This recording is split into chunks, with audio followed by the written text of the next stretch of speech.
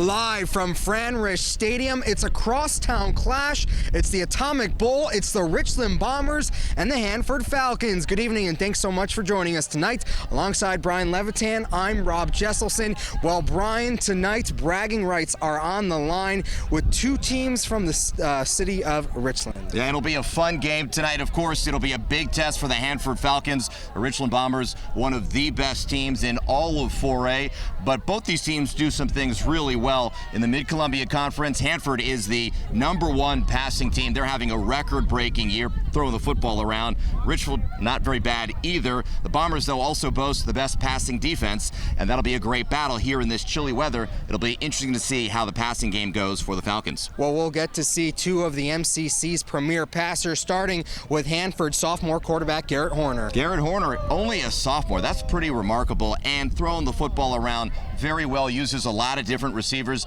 That'll be really important. They need, the Falcons do, to get the receivers out in space where they can make plays. That's how they have success, and he's got 25 touchdown passes, which is a school record. Then on the other side, you have the Richland Bombers. They're led by veteran quarterback, a senior in Paxton Stevens. Paxton Stevens' numbers don't quite match Horner's, but he's had an outstanding season. He is the unquestioned leader of the offense. Did not have a touchdown pass in last week's big win over Chiawana. That had 171 yards. Crucial in that game with some pass plays, and when they need a throw, he'll make it, and he's got one of the best arms you'll see. Well, it's chilly, it's breezy, it's the Atomic Bowl with Hanford and Richland. Kickoff is coming up next, right here on SWX.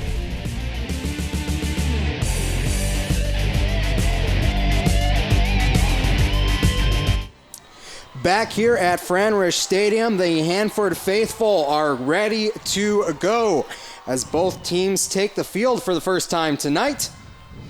Hanford elected to receive the opening kickoff, so Adam Weisenfels will handle the kick duties for the Bombers tonight.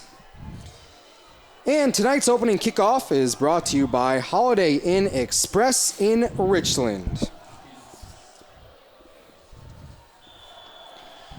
And we are ready for football. Weisenfels with a short kick. And it's going to bounce before it's going to be picked up by Thomas Kitchens. And he does not have much room to run.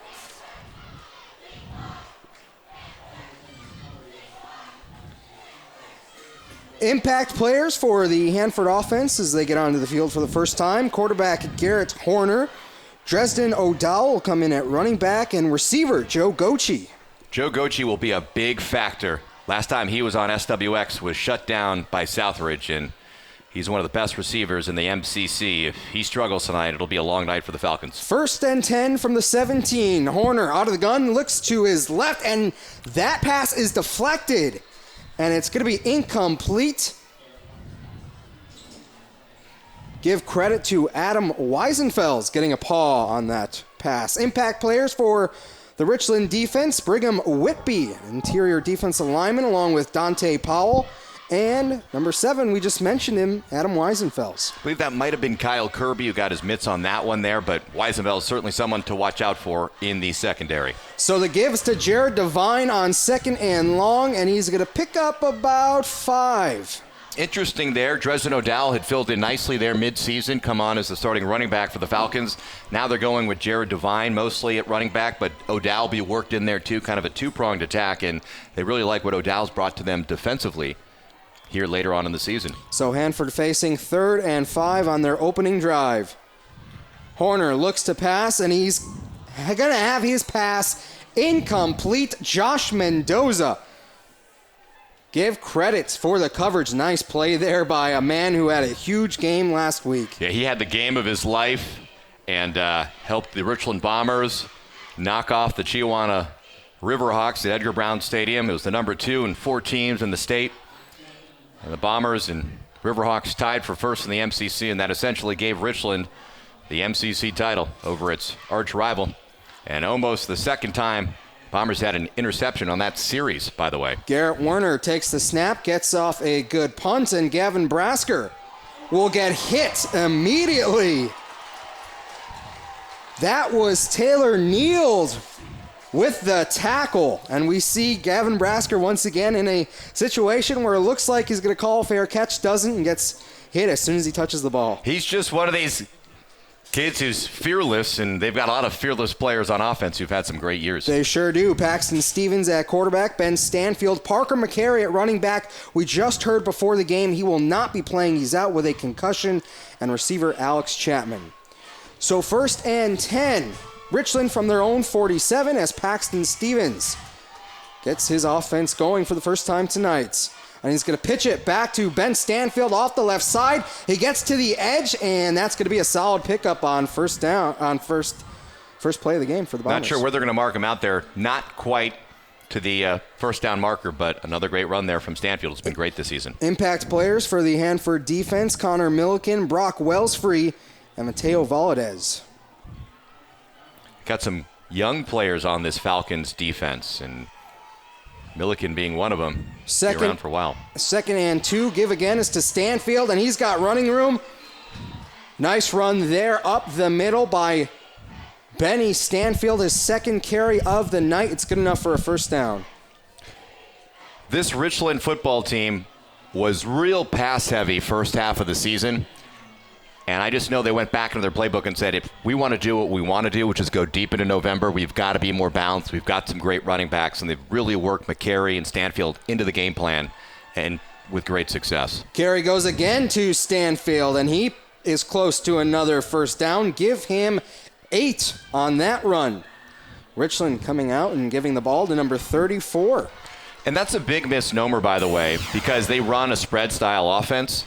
But here's the thing about it. You can be a running football team with a spread-style offense, and they've been able to do that. And what Stanfield's given them, McCary, who's hurt, I mean, they were essential in that win against the Riverhawks. Wouldn't have come away with the W without him. 2nd and 2 from the 29.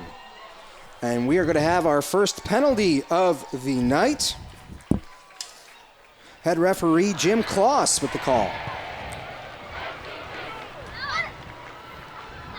Looks like it's going to be a false start against the Bomber offense. Little whiteout here in the visiting side of the stands with the Hanford Falcons student section. Nice crowd on hand for them. They're excited about this Atomic Bowl. Always a great rivalry that's really been dominated by Richland. So 2nd and 7. Paxton Stevens looks to throw, and he is going long, far side of the field. It is caught, and they are going to rule him down inside the 5. That was Josh Mendoza. Oh, now they're going to switch the call and say it was incomplete. Sure looked like a catch. You know, you just, when you see a receiver at the high school level lay out like this, you're rooting for him to bring it in. Not that you have a dog in the fight as far as who wins, but we've seen that Stevens and Mendoza have really come awfully close. And boy, it's tough to see there from our vantage point whether he hung on. He spun away from us. And the officials say maybe he didn't hang on to it. Perhaps his foot was out. You only need 1 foot in bounds. Very difficult from our vantage point here on the other side of the field to tell. So the incompletion brings up 3rd and 7 for the Bombers. Stevens rolls right and is going to toss it to Brasker. Brasker good enough for a first down. That'll move the chains. One of the things about number 5 is we see it on the kick returns or the punt returns. He is fearless and refuses to take the fair catch and will take the hits even if it means only a couple of yards, and he just goes over the middle and got popped there right in the kidney. Still brought that one in for the first. Was talking to Tom Moore before the game. He said Brasker might be their top athlete. This time give is to Stanfield off the left side, trying to get to the edge. He almost does. That could have been a big run for Stanfield. Nice play by the Hanford defense. Hanford's had a nice year this year, 4-4. Past few years have been a little bit rough for him, but pretty much since Brett J, their head coach, has come on last year, you could see a change in the team and what they've been doing. 4-4 this year, but stepping up to 4A with Chiawana and Richland in the Mid-Columbia, it's going to be a tall order going forward to see the postseason. So the gain of 5 brings up 2nd and 5. Stevens looking to throw, and he is going to be picked off. That's A.J. Wygrand.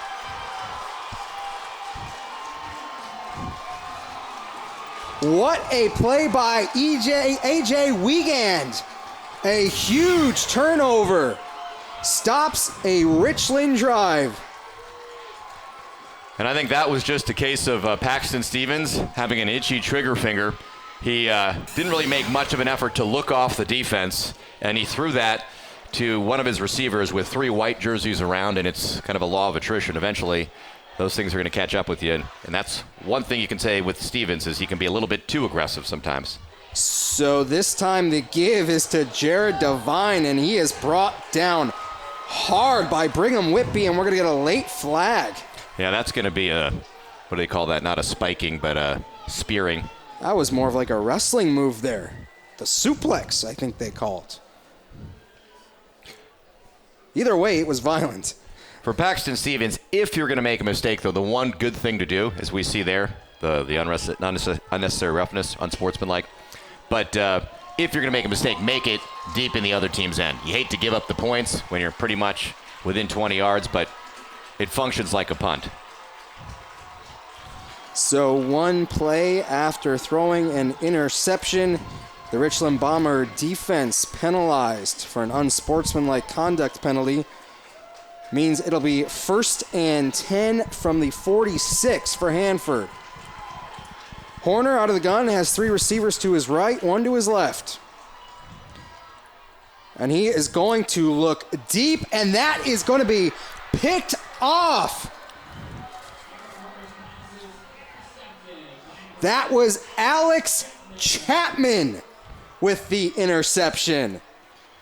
The 18th interception of the season for this Richland Bombers defense, and that's, in a nutshell, why they are the #1 pass defense in the Mid-Columbia Conference. Paxton Stevens gets a little help from the Bombers secondary as they save him and say, hey, we got your back, buddy. And Chapman, who's been kind of quiet here the last few games, I don't think it's because he's not been playing well. It's because teams have keyed on him because his stats were so big, and other players have stepped in. Chapman's league-leading 5th interception of the year. And on 1st down, Paxton Stevens has his pass complete to, we just talked about him, Alex Chapman.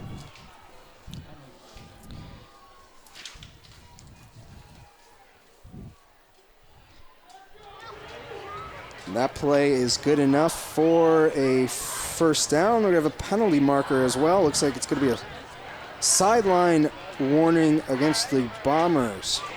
Well, it's funny. The Bombers got the interception on that particular drive there. The first offensive series for the Falcons, Horner narrowly missed out on having 2 of his passes intercepted. So it could be a long night for him if he can't figure that out. So 1st and 10 for the Bombers. Give is going to go to Ben Stanfield. And I'm going to tell you, speaking of long nights, if you're giving up 7, 8, 10 yards per carry to the other team's running back, that's going to make it tough, and it'll definitely crush the will of the defense pretty quickly. So after a pickup of 7, it'll bring up 2nd and a long 3. This time, Stevens will pitch it back to Stanfield. Not much cooking there.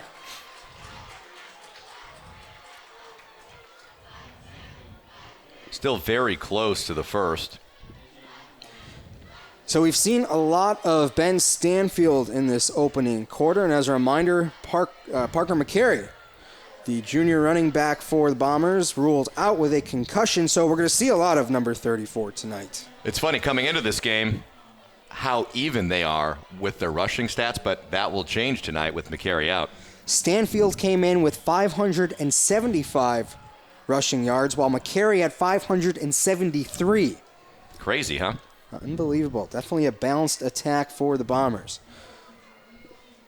So 1st and 10, they gave him the 1st down, and it's going to go back to Stanfield. Breaks a tackle, but he's going to be taken down in the backfield.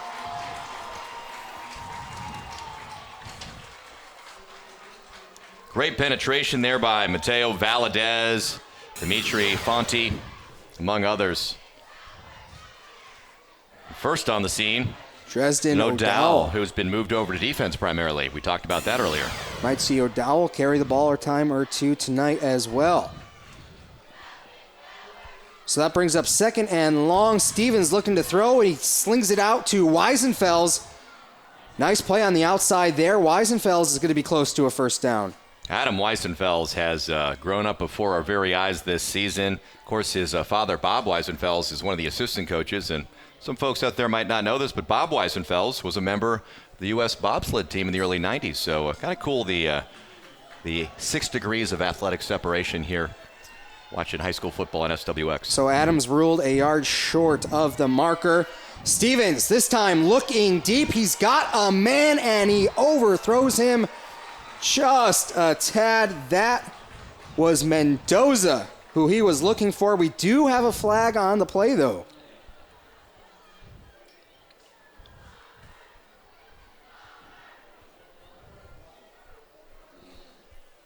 Jim Kloss has been a busy man so far in this first quarter.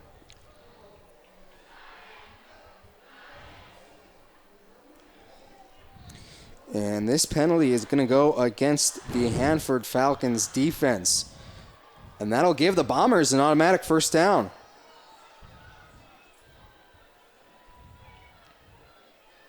So a bit of a sloppy start to this one, Brian. We've seen both quarterbacks throw interceptions. We've seen penalties negate what would have brought up a fourth down for the Bombers.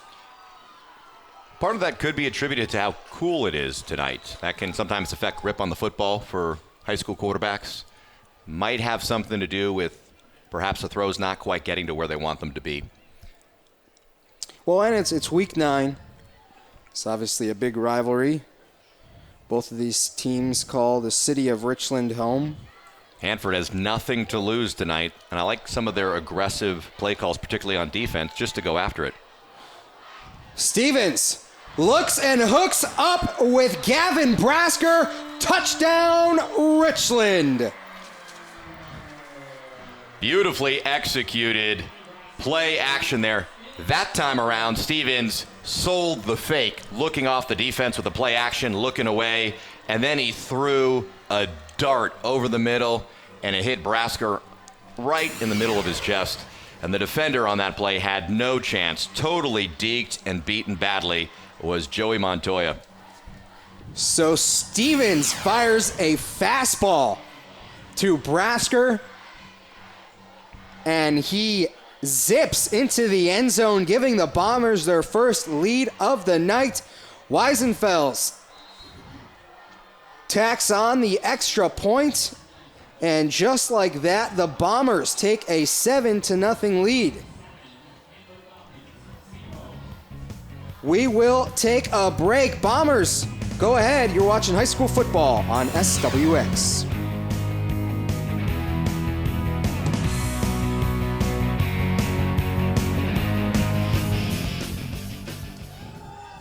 So Gavin Brasker puts the Bombers on the board thanks to a quick dart from his senior quarterback, Paxton Stevens, as the Bombers get out to a 7-0 lead with just over 6.5 remaining in this first quarter of play. Adam Weisenfels set to kick this one off.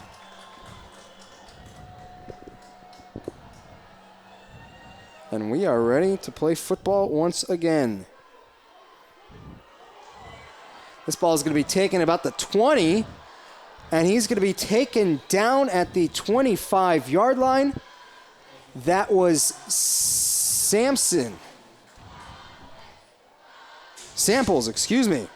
with the return. Great job on special teams getting down the field by Jared Whitby for the Bombers. Got all the way down there. Almost wrapped him up right away. Samples able to pull free, but he slowed him up to the point where he got maybe a yard on that kickoff return, which is pretty rare to get, half a yard or so on a kickoff return if you field it cleanly. So Horner and the Hanford offense back out on the field for the second time tonight. And this time he's going to give it to Dresden O'Dowell.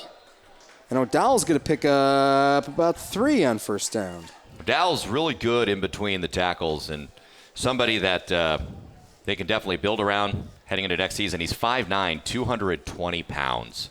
Probably bigger than that. That's what he's listed at on the roster sheet. Most of these kids put on some weight over the course of the year. Very tough to tackle.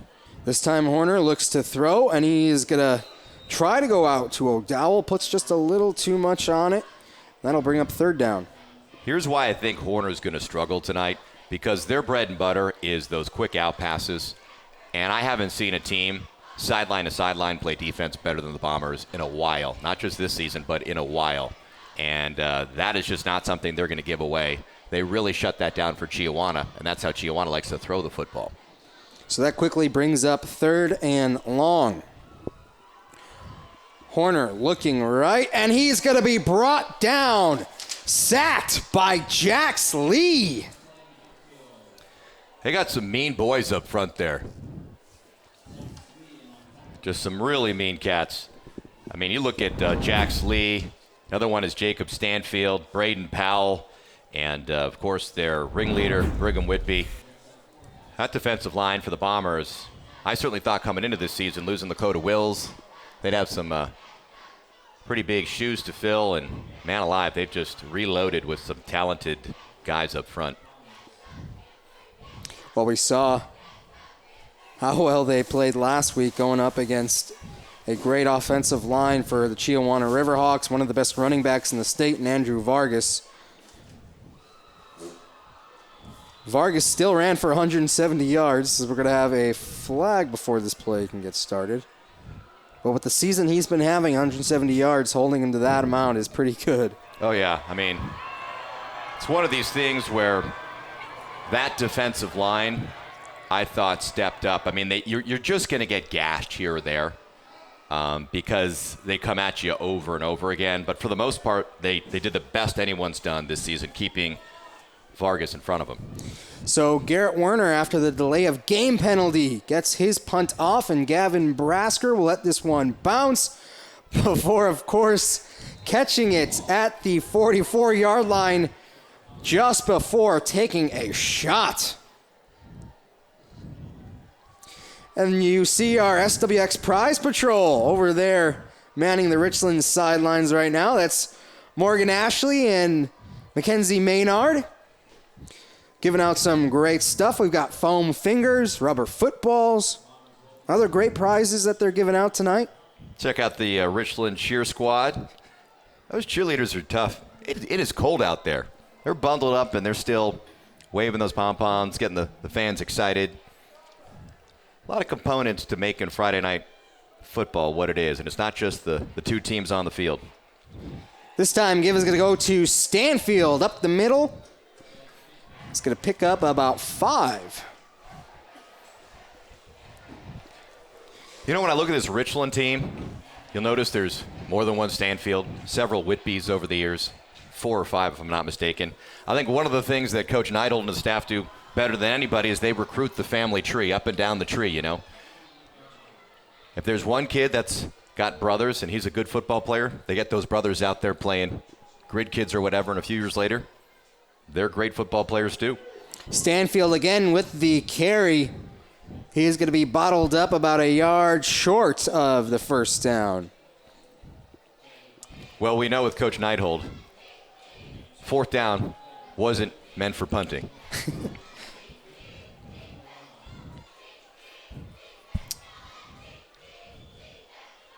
So 3rd and about 1 for the Bombers, who are up on Hanford 7-0.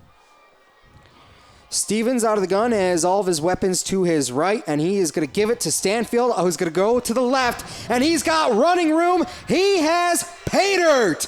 Touchdown, Richland. They are going to say he stepped out of bounds at around the 6-yard line. Let's take another look. Got to the outside. Yeah, and he just stepped out there. He couldn't quite keep his momentum in bounds. Nice job, though. You see the acceleration there by Stanfield. And just a great run.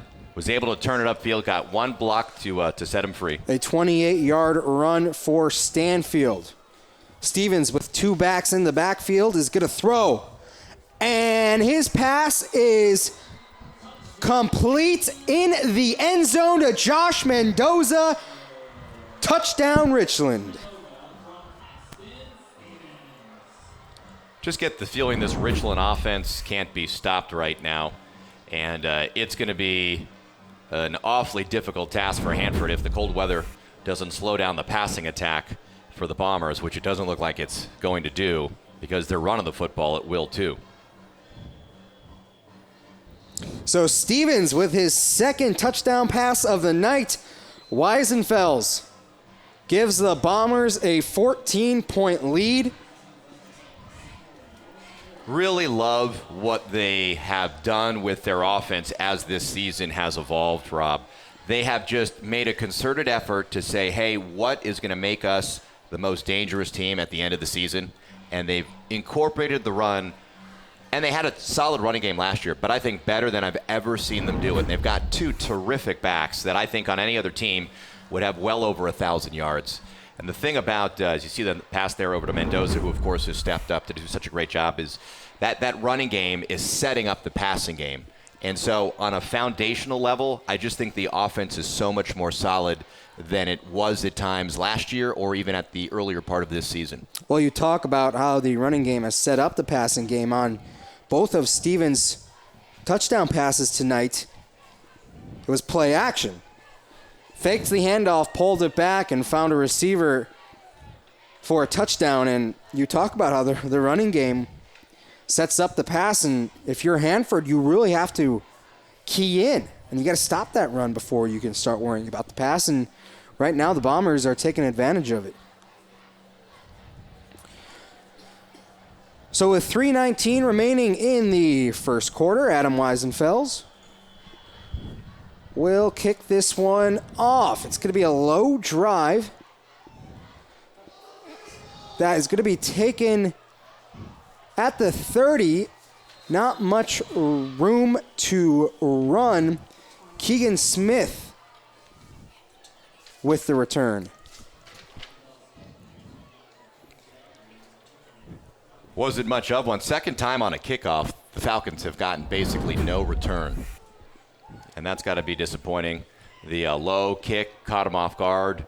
This grass here, it's kind of like playing baseball in the Dominican Republic. It's a little bit bumpy and choppy here at Richland High School and Fran Rish Stadium.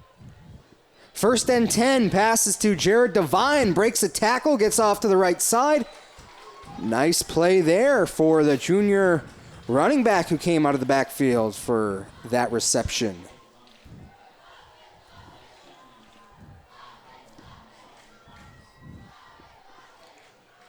If I'm the Falcons right now, what you want to do is just get a little flow going offensively. I think what's happened is they've had a moment here or there where they had a little success, but pretty much they've not been able to get anything going. This time the carry is going to go to Devine. He's going to be close to a first down. I mentioned he was a junior, actually just a sophomore, one of a few sophomores who get a lot of playing time for this Hanford Falcons football team. Well, I think what head coach Brett Jay has done is he said, hey, okay, this team needs to be rebuilt. And let's use our seniors, but really try and incorporate as many young people as we can and bring them along. The talents, get them out on the field sooner than maybe you would normally. Toe again goes to Devine, and this time looks like he had enough for the first, and he did. So Devine moves the chains for the Falcons. As we see Garrett Horner getting the play signal from his sideline. Horner, one of those sophomores, leads the Mid-Columbia Conference in passing yards coming into this week, week 9. And he'll look to throw again. He's going to keep it himself through the middle before he slides. Horner, a guy who's not known to take off. He did there, and he's going to pick up a first down. And you're seeing a little bit of his athleticism. And I just like this decision here by the sophomore. Hey, the pocket's collapsing around me. Take what the defense gives you. Richland clearly not respecting his ability to run the football at all. So take 9 or 10 yards. Keep that defense honest. And they've got a little bit of flow going offensively here. And sometimes it's not exactly what you game plan for, but it's working, so you go with it. Coming into tonight, Garrett Horner had negative 109 rush yards. Well, one thing to keep in mind there is at the high school level, they do subtract negative plays. And as a quarterback, you are going to have more negative plays. And so if you're running out of the pocket, they'll rule that a running play, and then that counts as a negative play. He's definitely, probably when it's a design run, had a little more success. Well, I don't think they really go with the design run as we see Horner pick up the first down. I mean, they don't go with the Horner design run often. Yeah, I would concur. But he got 10 yards there, and they'll take it. And that was, kind of doing his best Russell Wilson imitation there, making although not lately with the way Wilson's been running the football, but taking a broken play and making it a very solid pickup. Horner listed at 5'10", just 150 pounds. And he will look to throw this time, and that ball is going to be batted at the line of scrimmage. Give credit to Kyle Kirby, playing once again with that club on his hand. He got up and made a nice play. That was a really nice job coming around the outside. And, Richland's got some size up front, but they also have a lot of speed on the outside. And, Kyle Kirby is a great example of that. What a terrific player and a lot of grit, like you mentioned, playing with a giant cast on his left arm. So that brings up 2nd and 10. Nobody in the backfield for Horner. 4 receivers to his left, but he looks right, and his pass is incomplete. Victor Strasser just crushed Garrett Horner. He still threw the ball, and that should have been intercepted. I think it was Josh Mendoza who almost got his mitts on it. Take another look here. Boom. Oh, that's just going to hurt. Very fortunate that ball wasn't intercepted. So the incompletion brings up 3rd and 10. 2:16 remaining in the first quarter. Horner and the Hanford offense having some trouble getting into a good rhythm to start this football game. Horner takes the snap, drops back, and is going to dump it off. He was looking for Jared Devine. And that's an example of how this pressure can get to your quarterback, because he had some happy feet there, didn't get himself set, although he had the space and time to make the throw, and he just missed something that he's probably made 1,000 times during practice and shaking his head. Disappointing series there for the Falcons, another one, but at least they got a couple of first downs. Maybe that's a takeaway. You build on it, but you just have to wonder, are the Falcons going to be able to stop the Bombers' offensive attack? Other than a gift interception from Stevens, they haven't been able to do it. So Werner with a nice punt. This one's going to be caught by Brasker, and once again, not much room to run. He's brought down by a host of Falcons. Still some pretty solid field position at the 31-yard line. And I don't think these punt returns that have basically resulted in nothing have been something you could pin on Brasker. It's just been very high punts that he didn't have much of a chance to return because the defense was able to get down the field. So good punt coverage by the Falcons more than anything. So Paxton Stevens and his offensive unit will come on to the field once again, looking to put together what would be their 3rd straight scoring drive. Stevens with 2 backs in the backfield is going to give it to Stanfield. Off the left side, can't get to the edge. Not much working on that play for the Bombers. Good pursuit there by the Falcons, and got burned once by Stanfield. Certainly that last drive comes to mind. His 28-yard run set up the 5-yard touchdown pass by Paxton Stevens for the 2nd score of the game for the Bombers. And this time, good job of wrapping up by the Hanford Falcons. Looked like Jared Devine was first on the scene. 2nd and 9 for Richland. Stevens this time is going to keep it himself. He's bottled up near the line of scrimmage. That was a read option play there between Stevens and Stanfield, and he read it wrong. Probably should have given that one to 34 as the Falcons were keying in on him. We've said it before, but the Bombers have started to incorporate Stevens as a running quarterback more and more this season. He's not the best scrambler in the world, but he's got a lot of speed. Great basketball player for the Bombers. He'll be a big factor this winter. And that time didn't work out. On 3rd and 9, Stevens' pass is incomplete. He was looking for Mendoza.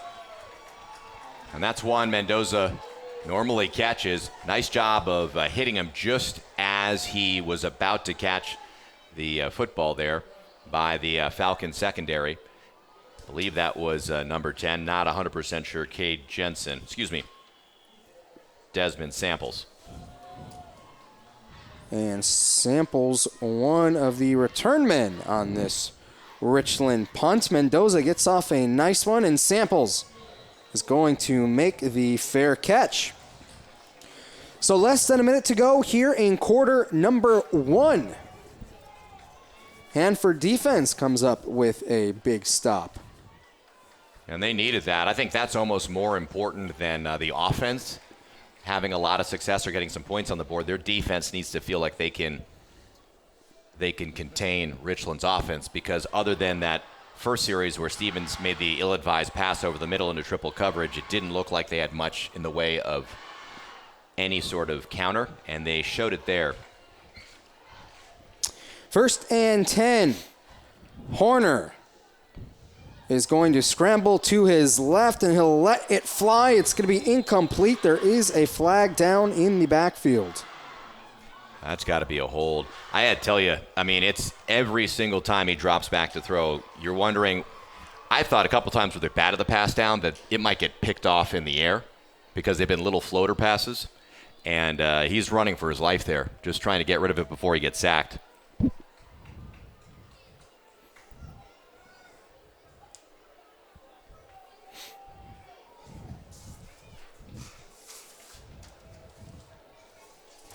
So it looks like it'll be a holding call. It'll go against the Falcons.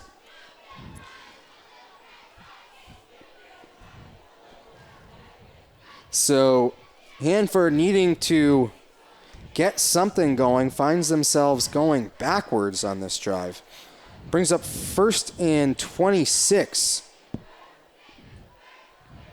Horner to throw again, and that one is batted down. Again, Kyle Kirby. Second time Kirby's done that, and I think the only reason why he hasn't been able to pick off those passes is because he's got a giant cast on his hand and his arm. Probably see it here on the slow-mo, but he has just been getting around the right edge without any issue. What a great defensive end. He's got so much speed, but very difficult for him to catch a football with that thing on his arm. And use that club nicely to pat down that pass. He's been clubbing down the football. 2nd and 26. Horner looking to throw again. Fires a bullet. This time it is caught. That was Brady White with the reception. One name we have not called tonight at all, Joey Gochi. Wide receiver. Don't see him out on the field right now.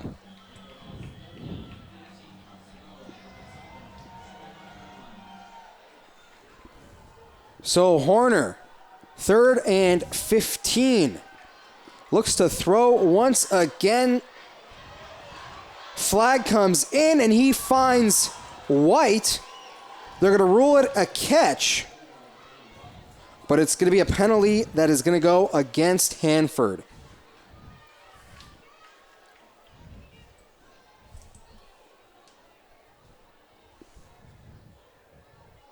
Preliminary signal looked like it was another hold.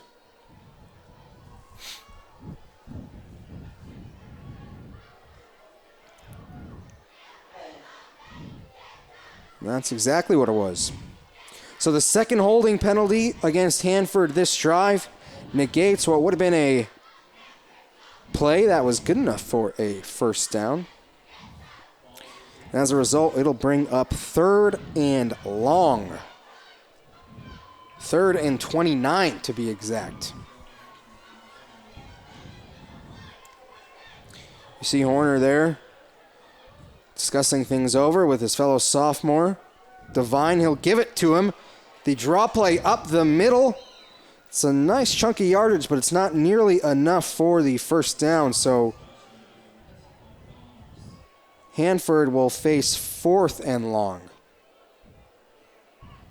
You know, there are some things here that this Falcons offense has done at times, but they've just, they've given up big plays to the Bombers' defense as the quarter comes to an end here, and they haven't been able to overcome it on their offensive series. End of quarter number 1. Richland leads it 14-0. We'll be back with the second quarter. You're watching high school football on SWX.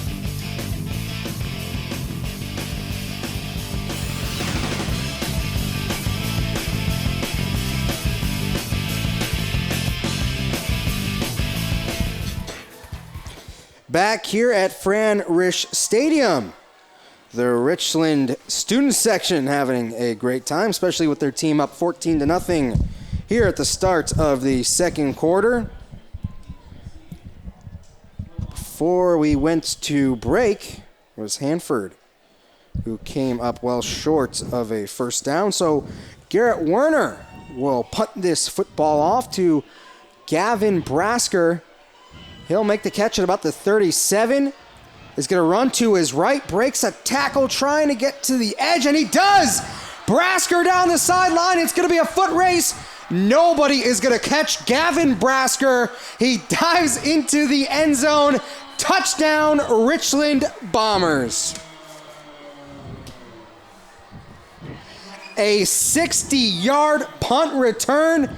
It looks like Brasker was going to be taken down. He evades the tackle and goes off to the races. Yeah, he just did a great job of ripping himself free. It's one of those things where you need to have that aggressive impulse, that belief that nobody can stop you. You've got to be a little fearless. 1 tackle broken, there's 2. This is just great. He's just like, I am bound and determined here to take this thing to the house. He got a great block as he was pulling away from that last defender and took off down the sideline. Once he gets loose, there's no catching him. He is, as Tom Moore had told you, one of the fastest guys on the team, and he showed off his speed right there. Well, Brasker was penalized for diving into the end zone at the end of the play, so the penalty will be assessed on the kickoff. And Coach Neidhold wanting to speak with the head referee, Jim Kloss, before they kick the extra point here.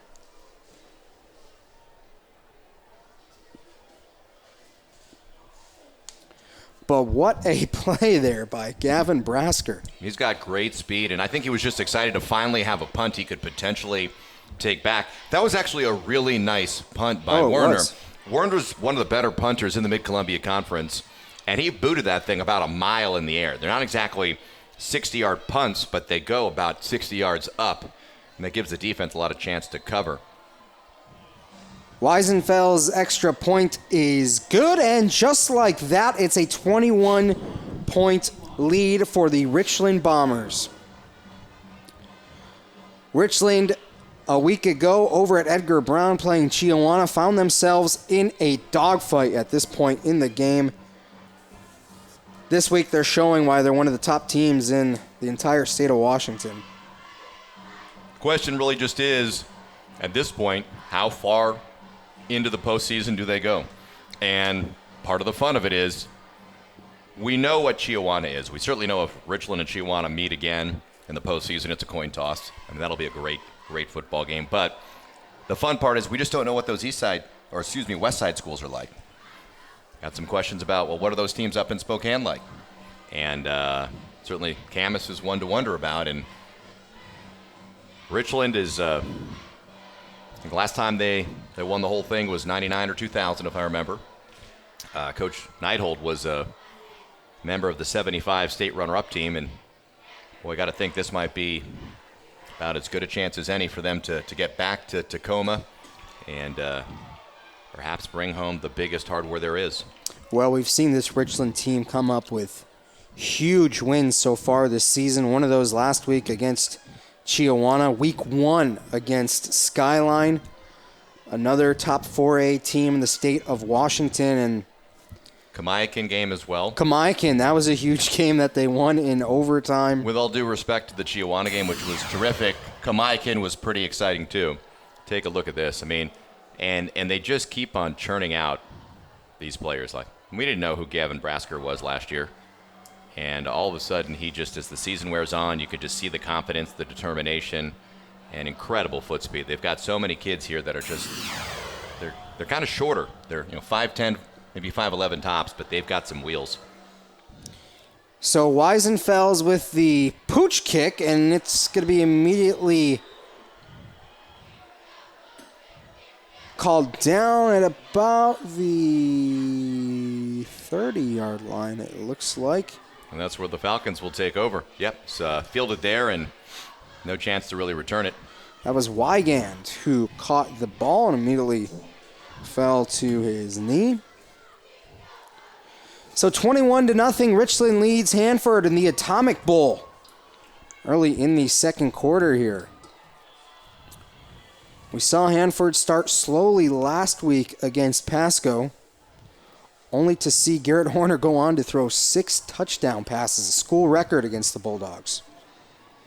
So on 1st and 10, Horner rolling to his right, escapes the pocket, but he will not escape Jacob Stanfield.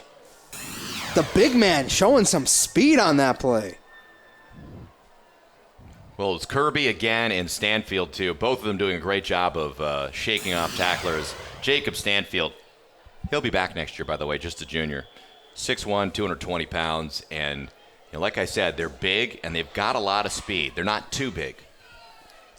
So that brings up 2nd and long. Give is going to be to Jared Devine. Not much there. That'll bring 3rd and very, very long.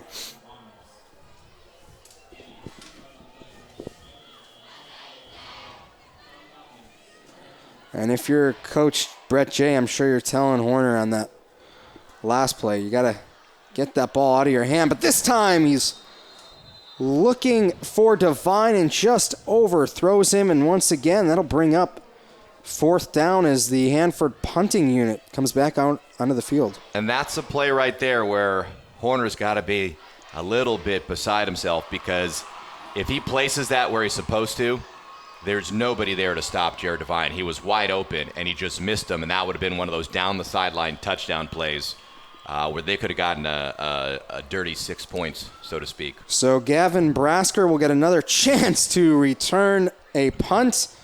He'll take it, and he will be smacked immediately. That was Brady White, and a late flag comes in. Not really sure how that would be a flag against White unless he got his helmet up under his chin and hit the face mask. I don't think that they're going to penalize him on the hit. I think it was a clean hit. Let's take a look here. It was the celebration after. Yeah, that was a beautiful hit. Was there? Yeah, he jumped right over him and did a little trash talk. Yeah, and I don't think it was White who was whistled for the flag. I think that was going to be 80 Keegan Smith, who talked a little junk looking down after the fact.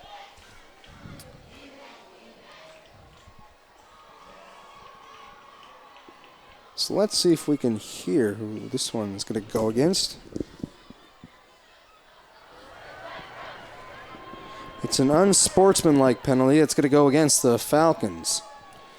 And if you're Hanford and you're down 21-0, kind of getting your teeth kicked in, that's a nice play. Get excited. Let it get you fired up.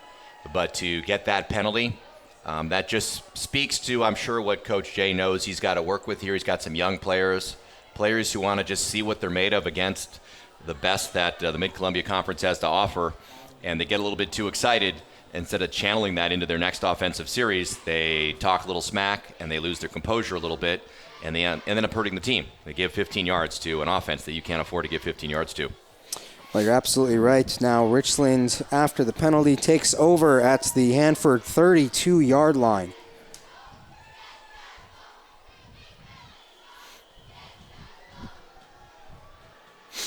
So Stevens is going to give it to Stanfield up the middle. He's got room to run into the end zone. Touchdown, Richland. And just like that, they add 6 more. And it's 27-0 here. And we played a quarter and not even 2 minutes yet. Ben Stanfield finally gets the touchdown he almost had in the first quarter. Remember, he took it into the end zone, but just stepped out at the 5-yard line, so only got credit for a 30-yard run, but no touchdown. This time he gets the 30-yard run, and he gets 6 points, and he's had a tremendous first 14 minutes of football here. Great job blocking up front by the Richland offensive line. Created a hole an elephant could have ran through.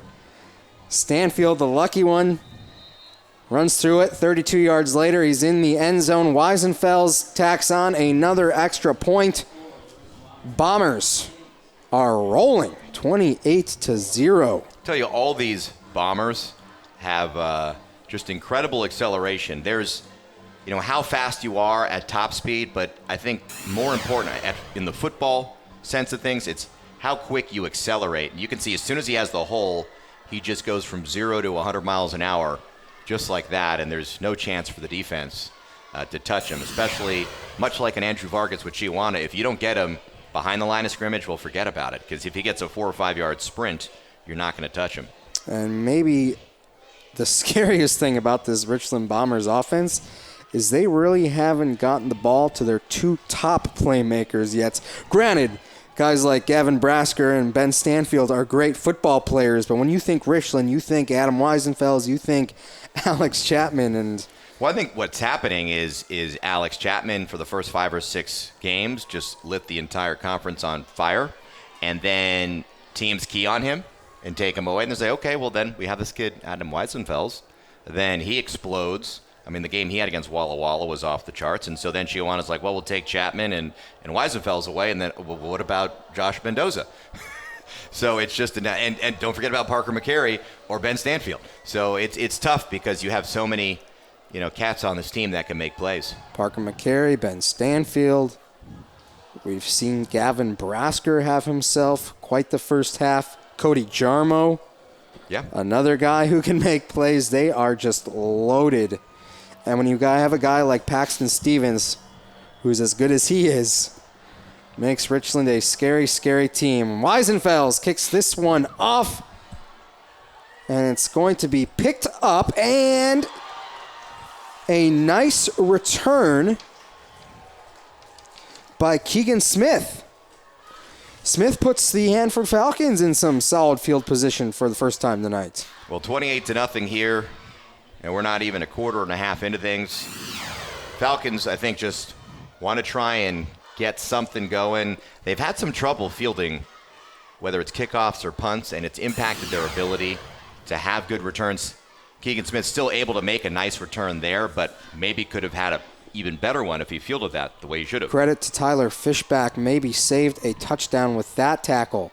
Give is going to be to Jared Devine, and he's going to be gobbled up by that Richland front 7. Certainly there's no sugarcoating the score here, but we have seen moments where the Falcons have let a big play slip away. Their last offensive series, their third down pass play should have been 6 points the other way. And they've had other good moments here where penalties or what have you have hurt them. Hanford moving quickly. It's going to be Brady White who loses the football. And it looks like the Richland Bombers recovered it. They did. That was big Colton Michaels with the recovery. And just like that, the Richland defense pounces on another fumble. We saw them do it 5 times last week against Chihuahua. Number 1 tonight. Well, that's the pass play right there that Hanford makes its living on. That little quick out pass to their athletes, a Brady White or a Joey Gochi or whomever it is. And I think White there saw he just was about to spin away from the defender, probably should have just taken the 3 or 4 yards, tried to keep moving along there, and then he got hit several times by the opportunistic Bombers defense and coughed it up. Richland and the spread offense are looking to attack again. Stevens looking deep, and nice play there. Looks like it was... I think it was Keegan Smith who knocked it away. and pass intended for Alex Chapman. It was Keegan Smith. Nice play defensively to make a play on that ball. It was 42, Joey Montoya, who tackled Chapman after the fact. But that's what Stevens will do. Even if he doesn't hit those long passes, he's got the arm to get it there, and he keeps the defense honest, and he stretches them out a little bit. His completion percentage, not quite where you'd think it would be for a high school level all-star quarterback in the low 50% range, but that's because he doesn't do a lot of those very high percentage, essentially running play type of passes on the quick outs. 2nd and 10 for the Bombers. This pass is going to go to Brasker. Check out the speed. He picks up a first down, and man, athletes all over the field for Richland. Yeah, it was just well done. Great protection. I mean, he could sit there, in a beach chair and make his throws with that kind of protection. 1st and 10 for the Bombers. Just over 9 minutes to play in the half. Stevens rolls right and hits Cody Jarmo.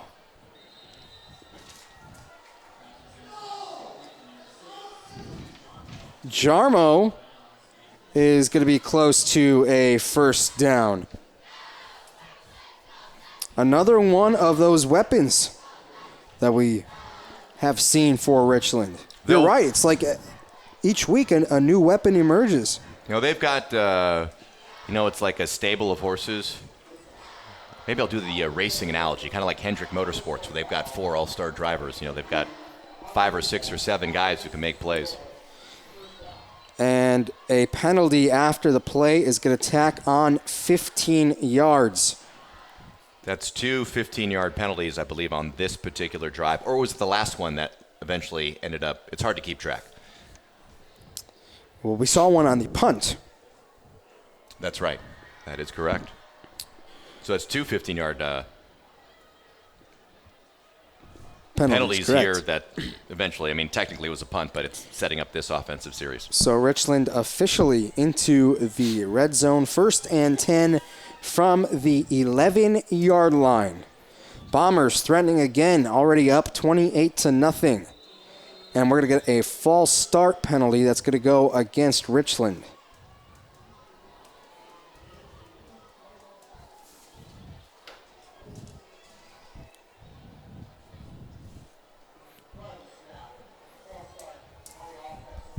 So the false start will back up Richland.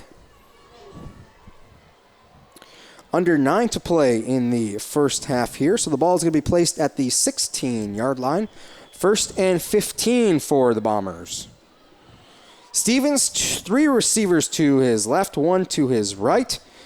And he's going to look towards the end zone, and it is caught for a touchdown, Alex Chapman.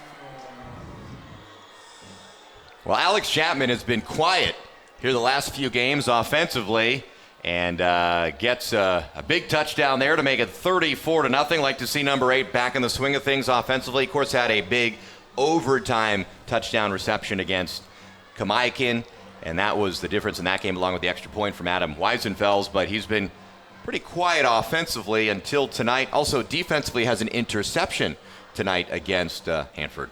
Weisenfels gets the extra point. That's touchdown number 9 for Chapman this year. 16 yards on the scoring play. Is that 9 touchdown receptions tied for first or not in the MCC? Just curious. That is tied for first with Hanford receiver Joe Gochi, who, you're right, Brian, we haven't really seen much of Joe Gochi tonight. Could be hurt. Could be using him in another spot. Sometimes you don't know. They're not trying to. They just don't want to tip their hand, so to speak, to the other team too much. And maybe they were hoping he could go, but he ended up not being able to. You just don't know what the situation can be. You know, I haven't seen him on the sideline either. Yeah, he is number 17. Do not see him, and that's certainly a big weapon that sophomore QB Garrett Horner relies upon. See there, the Hanford fans still keeping their spirits up and supporting their team. I just love the support that they're showing here, a packed visitors grandstand here. And boy, they've really spruced up the grandstand here on the visiting side of the football field at Fran Rish Stadium and outfitted the SWX broadcast booth nicely with all the fixings. Beautiful booth up here in the catbird seat. It really is. It's a beautiful facility here in Richland, Fran Rish Stadium. And just going back to the Hanford student section, I got to give them credit. I got here just before 5 o'clock today, and there was already a large group of students waiting for this game to start.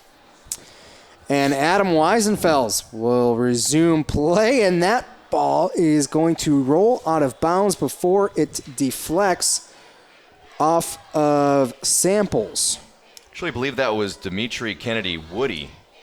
And, boy, I've said it before, but I don't think I've seen a cleanly fielded kickoff or punt from Hanford in some time. Pretty much every single one has been bobbled or something's kind of gone amiss there, even if they haven't turned it over. And they were clearly out of position.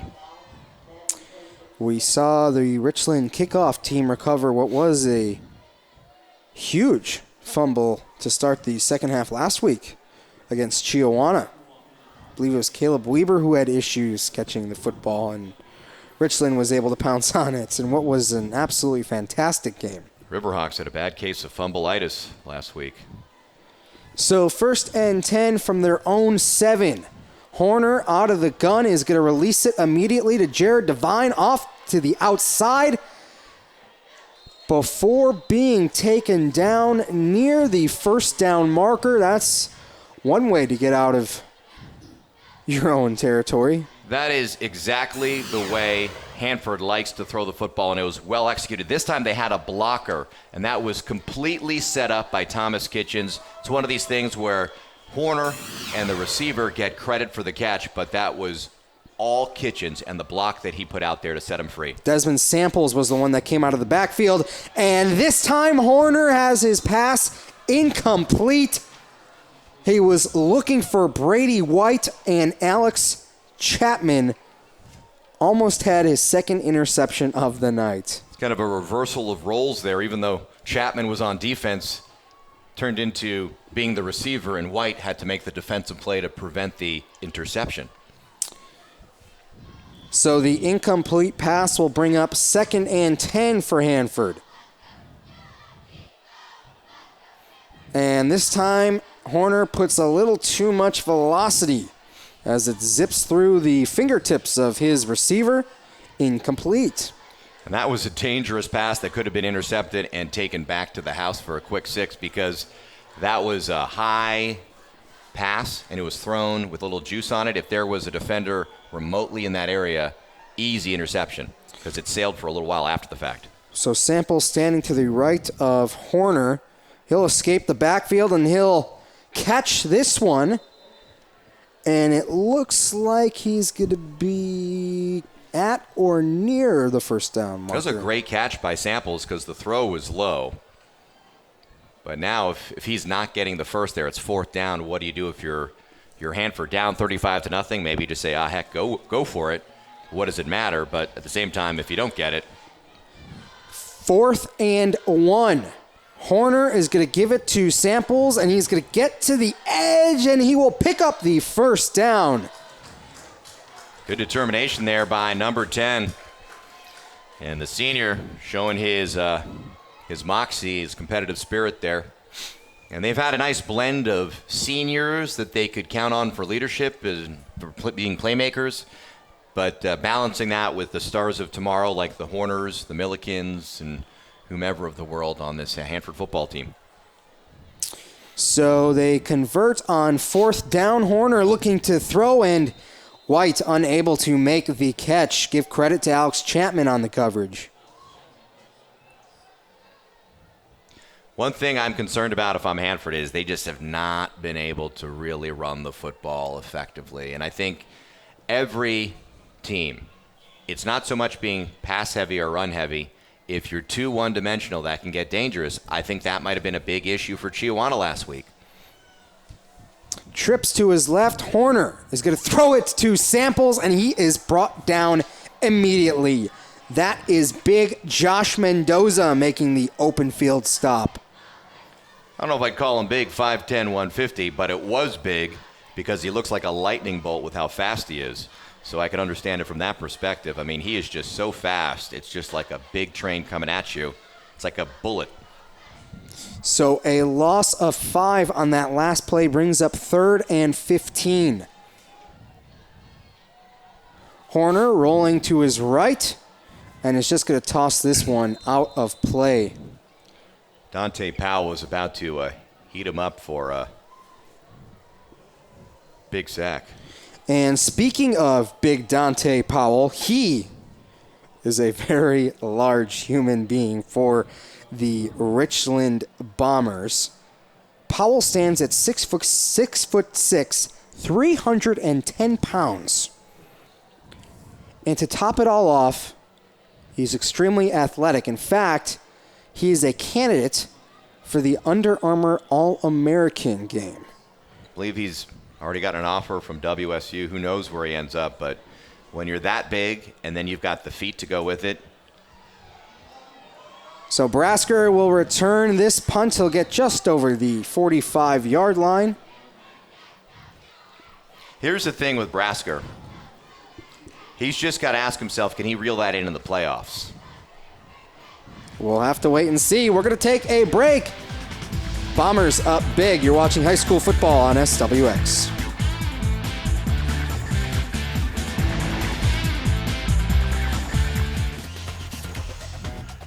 The Hanford cheer squad doing their thing.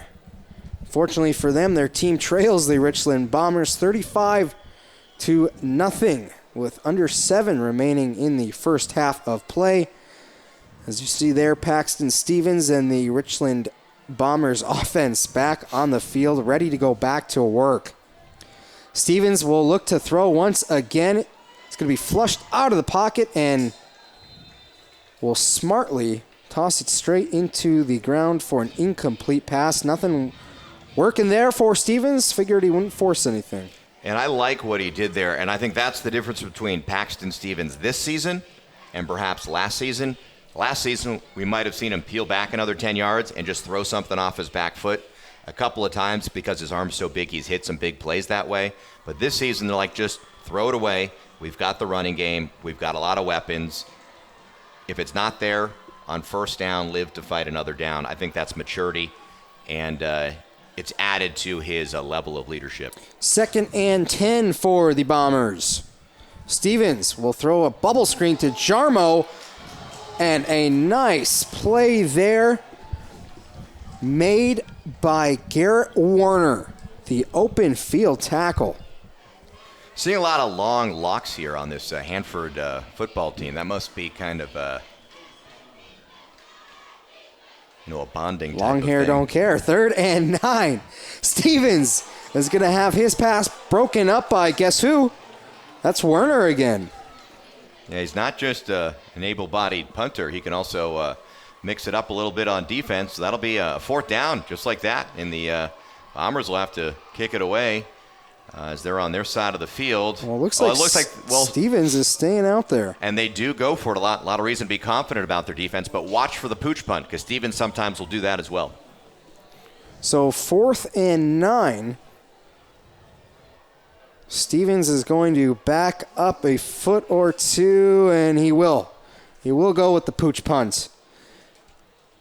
And it's going to be picked up near the 22-yard line. Falcons fortunate for the bounce there. It took a bounce up and back right into the gut of Ryan Piper, who had no choice but to down it because he was going to run into the football. So they were actually lucky not to get pinned too far back.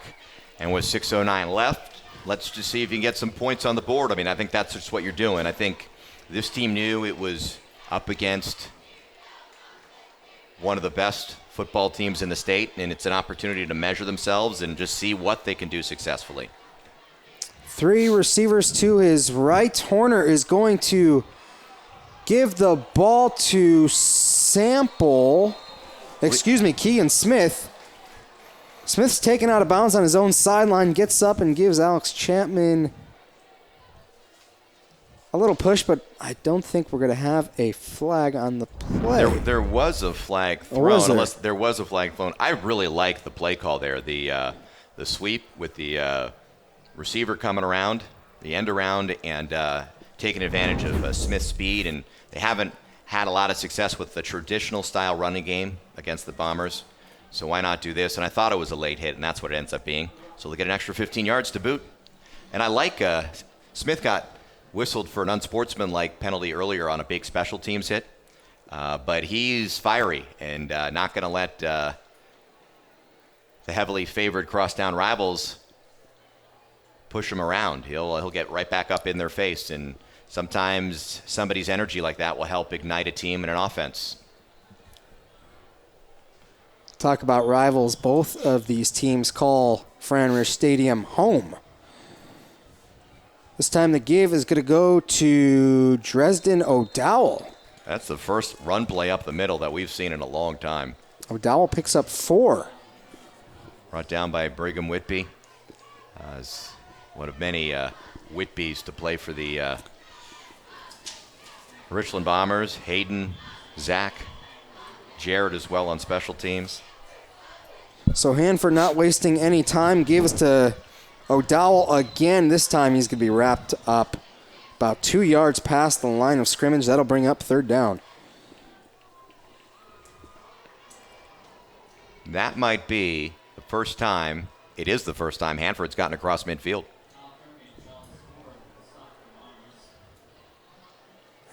You might be right. They have really not gotten much going offensively. And this time Horner is going to look to pass. Going deep downfield, and that pass is going to be batted out of bounds. Flag on the play there, and that could be a hold, which would really make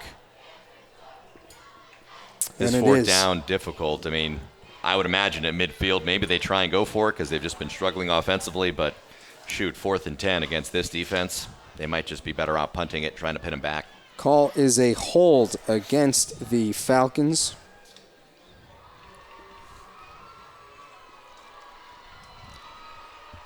So the 10-yard penalty. 10-yard penalty will make it 3rd and 14. Yeah. In one sense, they get 3rd down back to try and do something. So that's a positive. But, unless you're going to be 4th and 2 or 3 or 4, solidly on Richland's side of the field, it's not a 2-down situation. So 3rd and long for the Falcons. Low snap. Horner escapes the pocket.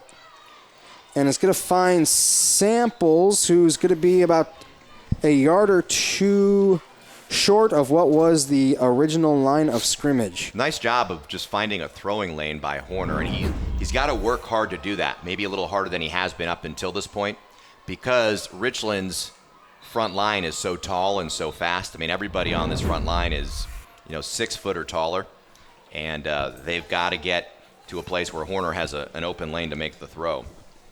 So with 4:49 left in quarter number 2, it looks like Brett J was going to keep his offense out on what's going to be a 4th and 11 for Hanford. Well, we talked about it throughout the night so far. QB's worst nightmare. How about the Richland defense? They have lots of interceptions, 17 coming into tonight's game. Weisenfels with 5. Chapman had his 5th interception. Then, of course, Harshaw, Mendoza, Piper, Victor Strasser. Yeah, this is a team that probably could have had another interception or 2 against Horner tonight. Certainly Kyle Kirby, if he didn't have a giant cast on one of his arms, batted down a couple passes that he probably could have picked off and taken to the end zone. So, and think about it, if he wasn't playing with the cast on his arm for the last few games, maybe he's got an interception or 2. So this Richland team, I mean, that level of defense in the secondary, it's a testament not only to the secondary, though. Got to give credit to that defensive line, putting a lot of pressure on quarterbacks, forcing them into bad decisions. Oh, absolutely. No, you can't give all the credit to that secondary. As good as they are, that front seven especially that defensive line. They can get after quarterbacks. Big 4th and 11 now. 4th and 11. Horner and the offense will stay out there. He's going to double pump, looking deep for Brady White, and it's going to be incomplete. So Hanford turns it over on downs, and with 4:44 left in the half, Richland will take over. Horner had nowhere to put that football. Well covered. They had the safety coming over the top. Chapman was right there on White, and he threw it out of bounds where nobody could make a play on it, not even White if he wanted to. It's great defense there, great coverage by the Bombers. I thought maybe they'd try and blitz and get a big play that way. They actually, I think, surprised the Falcons by dropping back into coverage, and Horner had nowhere to throw it. Richland takes over on the Hanford 48-yard line.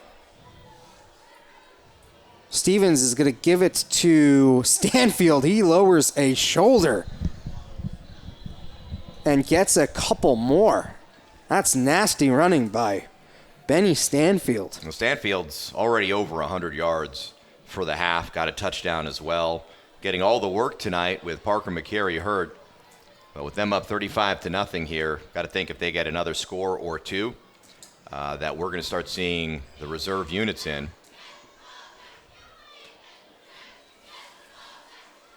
Victor Strasser is the 3rd running back in line when you look at the depth chart, and perhaps he'll get some more opportunities here as they try and rest people. Penalty. And it will go against the Richland Bombers.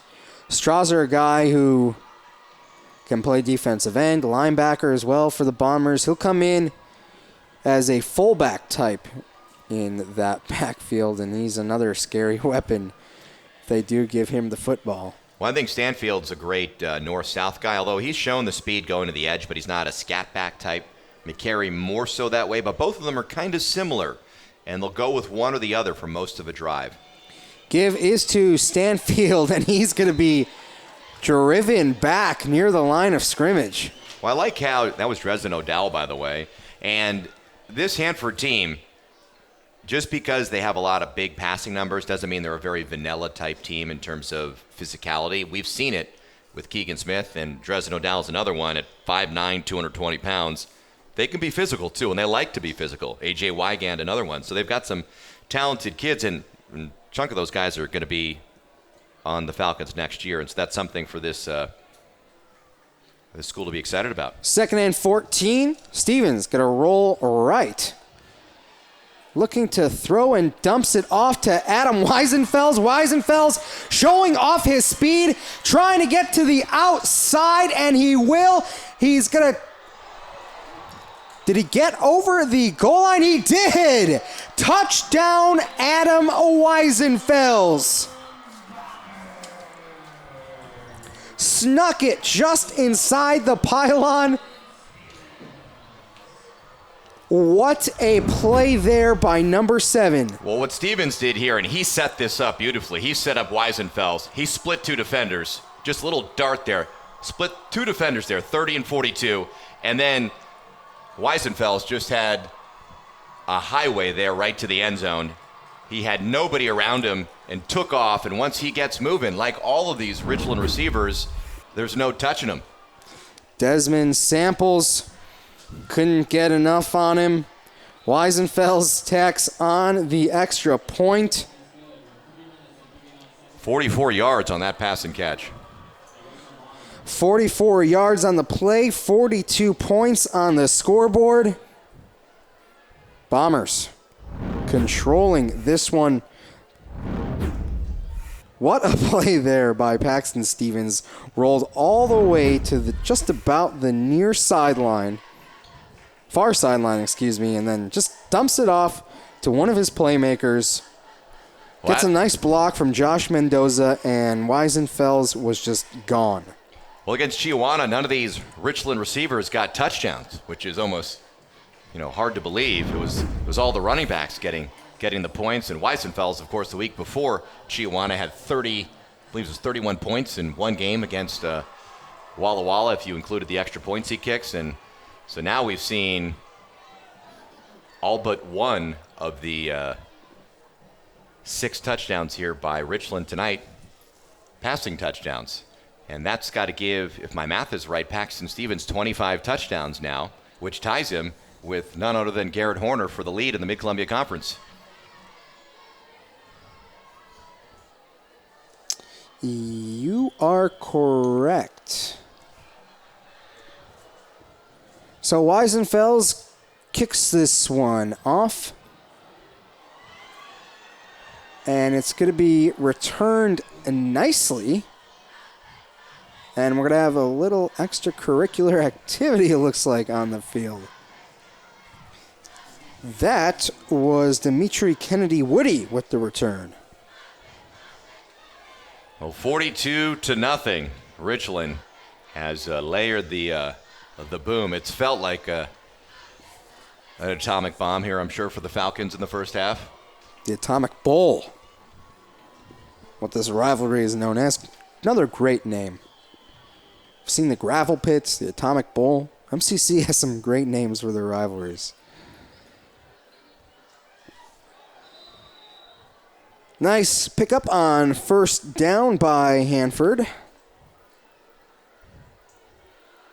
Trailing 42-0 with just over 3 minutes left in quarter number 2. Dresden O'Dowell in the backfield now for the Falcons. And he is going to get the football and run it between the tackles, and not much room to run there.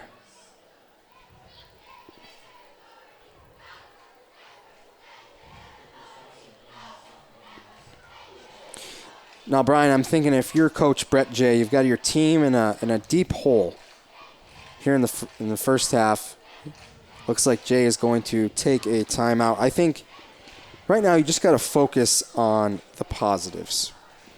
Right, you try to get something going against this Richland defense. Well, one of the positives is, I think, if Richland, usually the rule of thumb is, if it's past 40 points, it's running clock, and then you get up over 50. Most coaches will definitely be going to their second stringers. This Falcons team, though, has some things that they can certainly build on going into next year. The aerial assault, we mentioned the top passing offense. Garrett Horner came in with 25 touchdowns and 1,885 yards to lead the Mid-Columbia Conference. He's over 2,000 yards passing for sure. Joey Gochi been quiet and haven't seen him tonight, so got to wonder if he's playing tonight. But he came in first in the Mid-Columbia Conference, both in receiving touchdowns and receiving yards. He'll be a senior and graduate, but they've got a lot of other guys involved in the passing game. Brady White, other folks that'll be, not Brady White, but some other folks like Thomas Kitchens, who will be a big part of the team next year. And I think Brett Jay has done this beautifully, which is incorporate those underclassmen a lot, knowing he's building a program 2, 3, 4 years out. We saw those stats on Garrett Horner. His 25 touchdowns this season are a school record. His 1,884 passing yards, a school record as well. He'll look to add on to it here. He'll find Dresden O'Dowell, who slipped out of the backfield. And does he have the first down? It's going to be close. That was just a beautifully timed pass play there, designed to bring the blitz in, to reel in the blitz, and then as soon as those linemen come to him and he brings them away from the running back to dump it off, great check down, and O'Dowell does the rest. So on what was a 3rd and 5, the Falcons pick up the first down out of that timeout. 2:36 to play in the first half. O'Dowell gets the carry and is going to be walloped by a group of Richland Bombers. Yeah, they just have, and that's one of those things where I think most of the time you'll see a lot of teams, with the exception of maybe at the NFL level, New England at times in their 16-year dynasty with Tom Brady at quarterback, and been able to get away without a running back who can give them some solid yards between the tackle. But when they've won Super Bowls, they've always had somebody like that, and most of the good teams can do it, and Hanford hasn't been able to do it tonight. Horner hit as he throws, finds O'Dowell. And O'Dowell on the far sideline is going to be about 6 yards short of the first down, under 2 to play. Yeah, it's one of those plays where it feels like you're making up some yards because you throw it to the outside, But, boy, no rest for the weary there as Horner took a shot. But, looks like maybe you got your back out in space, but great side-to-side defense by the Bombers, not much gain. 3rd and 5 movement up front as the penalty flags come flying in.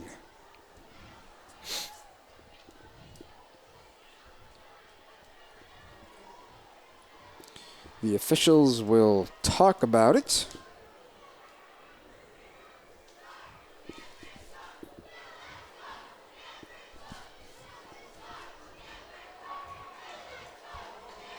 And it's going to be an encroachment penalty that's going to go against the Richland Bombers.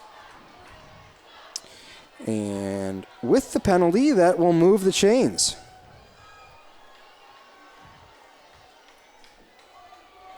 So 1st and 10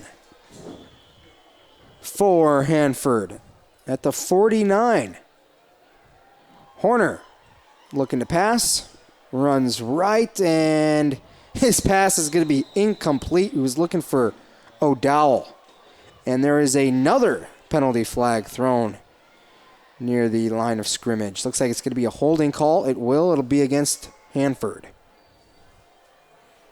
That line just doing whatever they can do, Rob, to try and keep Horner upright. He's been a trooper back there. I mean, on the depth chart listed at 5'10", 146 pounds. I can't believe he's still 146 pounds. That must have been like in the middle of the summer after 2-a-days because, a sophomore about to turn 16, he's putting on some weight. But he's definitely a lot smaller than that Richland defensive line, and he's been taking pot shots all night. So the holding penalty backs up Hanford. And that will bring up 1st and 26. Just over a minute to play here in the 2nd quarter. Hanford trying to get something going. Horner finds his receiver who finds a seam. Nice play there.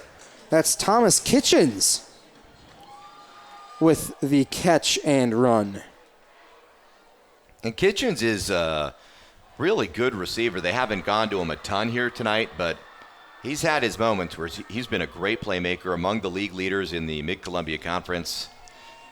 Certainly the passing game is not going to be what you think it is against this Richland team, and nobody's looks particularly good. 40 seconds left in the half. Horner looking towards the sideline, and they rule it a catch. Kitchens again, but he stayed in bounds. Clock continued to run.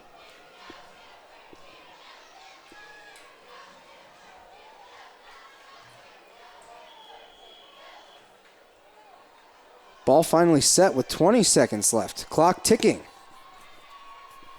Horner out of the gun. Looking to his right, has O'Dowell. Nice catch by O'Dowell. And he's going to stay in bounds and on his feet. Bowls a guy over before being taken down. O'Dowell's probably the one cat who can do that here. They're going to rule him down in bounds earlier. So the clock continues and it runs out. And it looks like there's a flag there. And the half can't come to an end. The quarter can't come to an end on a flag. We'll see what that's about. But well, I think what happened was O'Dowell looks to be taken down originally well short of the first down and in bounds, but he kept running and was eventually taken down out of bounds.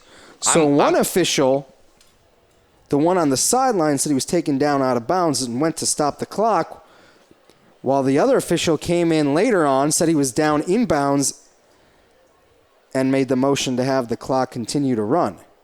We see Mike Neidhold there for Richland. Not quite sure what's going on. Hoping that he can send his team into the locker room for halftime.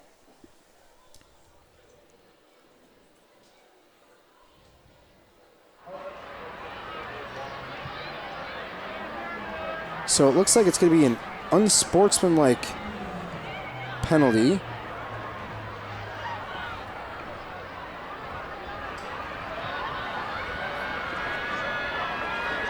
And it looks like the teams will head to the locker rooms for halftime.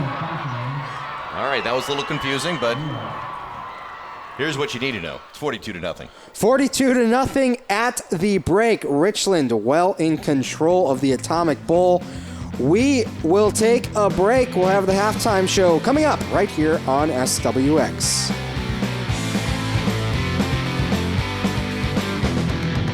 Well, Richland is well in control here at halftime at Fran Rish Stadium. They lead the Hanford Falcons in the Atomic Bowl 42-0.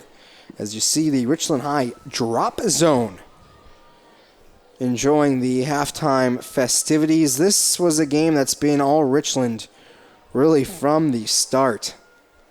Yeah, it's been a Bomber-dominated game for sure. The defense, I think, set the tone early. Adam Weissenfeld's great tackle there, and then Ben Stanfield. I like how they established the running game initially and got that going and then used that to set up the pass. Stanfield here with a great run down the far side of the field. Almost took that upfield but slipped on the grass, which is an issue. Paxton Stevens had a mistake early. This pass was intercepted by A.J. Wygand. Threw it into triple coverage. I think a little anxious there to make a play, and looked like Hanford might be looking to strike first, but Alex Chapman, who's been quiet the last few games in terms of making big plays, got his league-leading 5th interception of the season, and then Paxton Stevens right of the ship with a nice touchdown pass to Gavin Brasker, and the hits just kept on coming. And we see a hit right there. Jax Lee put on Horner. Then it was Josh Mendoza who had a nice touchdown catch, and the Richland defense has just been great. Garrett Horner, though, had a nice pickup, one of the few great plays for the Hanford offense tonight. Defense came to play as well, but we see Kyle Kirby make a play at the line of scrimmage. Now, this was one of the plays of the night. Gavin Brasker on the punt return. Looks like he's going to be taken down. He says no, thank you, and takes it to the house. Yeah, that was a 60-yard return, and I was mistaken earlier. I think I had said that Paxton Stevens had 5 touchdown passes in the first half. Actually, had 4 because they had the special teams return there by Brasker and then the Ben Stanfield 30-yard touchdown run here. So 42-0, though. It has been a Bomber attack. That defense continues to create turnovers. Another fumble recovery. Stevens back to the air, finding one of his favorite targets, Alex Chapman. Yeah, Chapman had a big half. By the way, a touchdown and an interception earlier in the season. Keegan Smith there trying to get something going, but it's been all Richland, 42-0. The Falcons and their great passing offense essentially grounded here in the first half. Bombers in control of this one. They lead their rival 42-0. We'll be back with more. You're watching high school football right here on SWX.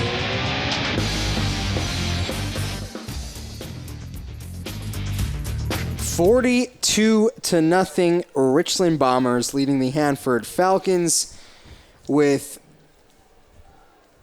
just a few minutes until the third quarter gets going here. And, you know, 2 great programs. Here we obviously have the Richland Bombers, who have a ton of history,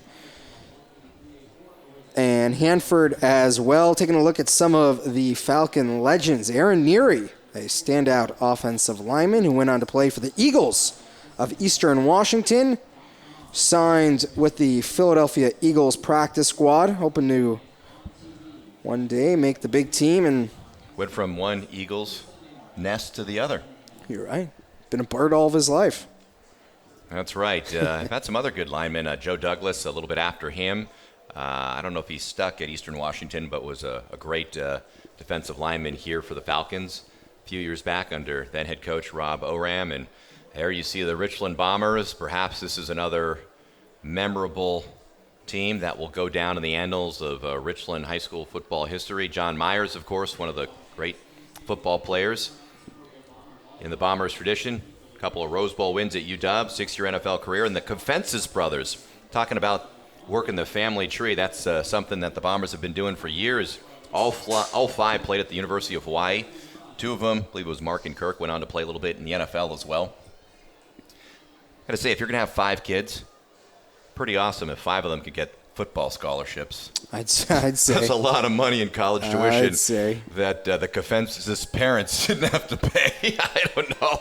So, as somebody with an 8-year-old daughter, that's something that I sweat about. That's just me. So way to go, Kafensis parents. That's probably like $500,000 in college tuition that they skirted. Anyway, the Richland Bombers very much in command, mark 42-0. And perhaps some other scores from around the Mid-Columbia Conference and elsewhere. See the Hanford fans all bundled up and still here. Love that spirit. They have been loud and definitely filled up the visiting stands here at Fran Rish. And I'm sure later on they'll be home with a nice cup of hot cocoa and perhaps a Danish or something, watching SWX Overtime with a lovely and talented Rob Jesselson and his sidekick Mark Mangura. Yes, we will have SWX Overtime tonight. We'll have highlights from all across the area, from here to Yakima. That's coming up tonight at 11. And Mark and I have had a great time working on that show throughout the year. A couple of other scores to report from around the Mid-Columbia Conference. Chiawana in a dogfight over in Walla Walla. The Riverhawks lead the Blue Devils 14-12 late in the second half. And then over at Edgar Brown, Kennewick pouring it on Pasco. They lead the Bulldogs 43-6. But how about that Chiawana Walla Walla game? Well, you know, Walla Walla, when they came here to Fran Rish to play Richland, remember, that was a game for the first quarter of it. It was 7-0 Blue Devils when they got a big strip and a fumble recovery and scored quickly. Then they got a Richland stop, or Richland came back and got a touchdown. They went right back down the field thanks to Mitch Lesmeister and got another touchdown. I think this Chiawana team, and you see that sometimes, a team plays a really hard-fought game like that, like the one they lost to the Bombers last week, and then there's just a little bit of a hangover, because that was a game they definitely felt they let slip through their fingers. And I think that Chiawana team just is having a little bit of issue perhaps with hanging on to the football. I don't know if that's continued on into the Walla Walla game, because that Walla Walla defense is pretty opportunistic from what we saw of it. See the Richland fans there all decked out in green and gold. A couple of other scores to report. This one from the Toyota Center. The Tri-City Americans leading Victoria 2-1 at the end of the second period. And World Series action. The Cleveland Indians take a 2-1 series lead over the Chicago Cubs. They win in a pitcher's duel tonight, 1-0. So we are just about set to start the second half here from Fran Rish Stadium.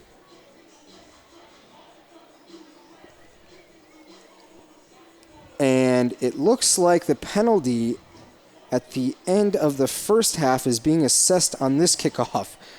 So Hanford will kick off from the Richland 45-yard line. Didn't even know that was possible. Wow. So that would make it a, what is that? That would make it a 30-yard penalty. So there must have been 2 personal fouls at the end of the first half. So Woody Page, the left-footed kicker, gets the second half underway. The second half kickoff is sponsored by the Holiday Inn Express in Richland. Quarter number 3 is a go. This one sails through the back of the end zone for a touchback. With the score 42-0 now, one thing to keep in mind is it will be running clock. The clock does on kickoffs, after scores.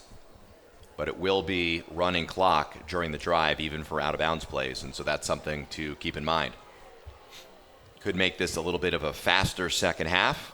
I'm sure the Falcons really not concerned about the score, more concerned about taking away some positives here after a pretty rough first half, and be curious to see how much longer Coach Neidhold and the Bombers go with number 17 and number 34 and their first unit just in general. So with his team up by 42, Stevens back out there with the number 1 unit. Stevens looks to throw on first down and gets it to his receiver. Looks like it may have been Alex Chapman. It was Chapman there with the reception. Chapman's starting to get himself involved again in the offense, and I think the Bombers got to like that. They've really had a lot of success with that play action. And Falcons have, just because of how effectively the Bombers have run the football, been pretty powerless to stop that play action pass. Chapman picks up 4, 2nd and 6. Bombers going deep. Stevens has a man. That is Josh Mendoza. Caught, taken down inside the 25. It's a 51-yard pass, but there is a flag. So it looked like he had great protection there, but could be a hold. And Mendoza is gassed, and he could potentially be hurt. Boy, that is not somebody they want to lose. Take another look at this throw. Even with their team up by 42, Richland going for it all. Stevens to Mendoza. But there is a flag back near the original line of scrimmage. That was a 50-yard pass in the air. Very impressive. He just dropped it in there like a dime. Mendoza, though, still being looked at on the far side of the field. And that's just, he's been such a playmaker, such a difference maker, both on offense but also on defense with the interceptions. That big play will be negated by a holding penalty. Meanwhile, Mendoza is still on his back. God, starting to think about some of the plays he's made. I mean, the 2 forced fumbles against Chiawana, not to mention a couple of huge receptions to move some drives along to help them tie it up and eventually take the lead. And boy, hopefully he's just a little winded there, and maybe just came down a little bit hard, but not somebody they want to lose. Next week, we will be heading over to Yakima for a great rivalry. Davis playing at Eisenhower. That's next Friday. Kickoff at 7. Brian, you'll have the call. I will not be there. We'll be in my neck of the woods in Yakima. It'll cut down on my commute. That is a pretty good rivalry, isn't it? It is a great rivalry, historically speaking, over the last several years. But also, don't forget replay, which is coming up on Sunday, in a couple of days here at 9 in the morning. This game, Hanford and Richland, the Atomic Bowl, check that out. But the Davis-Eisenhower game, has been, maybe historically speaking, not a great rivalry if you go back 10, 15, 20 years. But certainly since Coach Rick Clark has come in and taken over the program with the Pirates, it's been more interesting. But it's been a situation where Davis is a little bit down this year, reloading, and the Cadets over the last couple of years have been down more than they normally have been with the transition with Iman leaving and his longtime defensive coordinator, whose name is escaping me right now, forgive me, taking over the program. He's now built the Eisenhower Cadets back up, and they look pretty good this season. One of the better teams, I believe, number 2 or number 3 in the Big 9 this season. So Eisenhower back on track. They're going to look pretty good. Our first look at them at the end of the season. Davis will try and perhaps play the underdog role and steal one against their rivals next week in Yakima. Back to the action after Josh Mendoza walks off the field under his own power. Check out the run by Ben Stanfield. Breaks a tackle. Doesn't pick up much, but that right there is tough running. We take another look at this play. Originally hit in the backfield by Dimitri Fonte.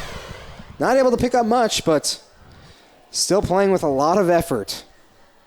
So 3rd and 17, Stevens looks to throw and throws a dart through the hands of Stanfield. That'll bring up 4th down. Yeah, it was a little bit high, and Stanfield couldn't quite corral it, and now they'll have to boot it away deep in their own end.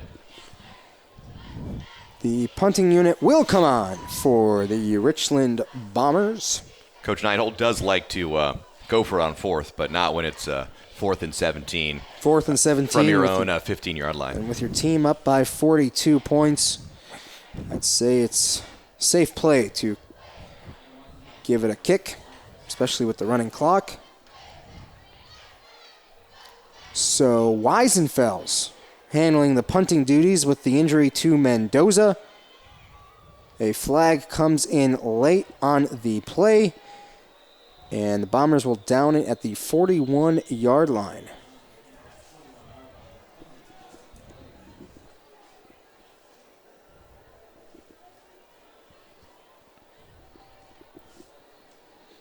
See the officials discussing what the call will be. We've had a handful of penalties tonight.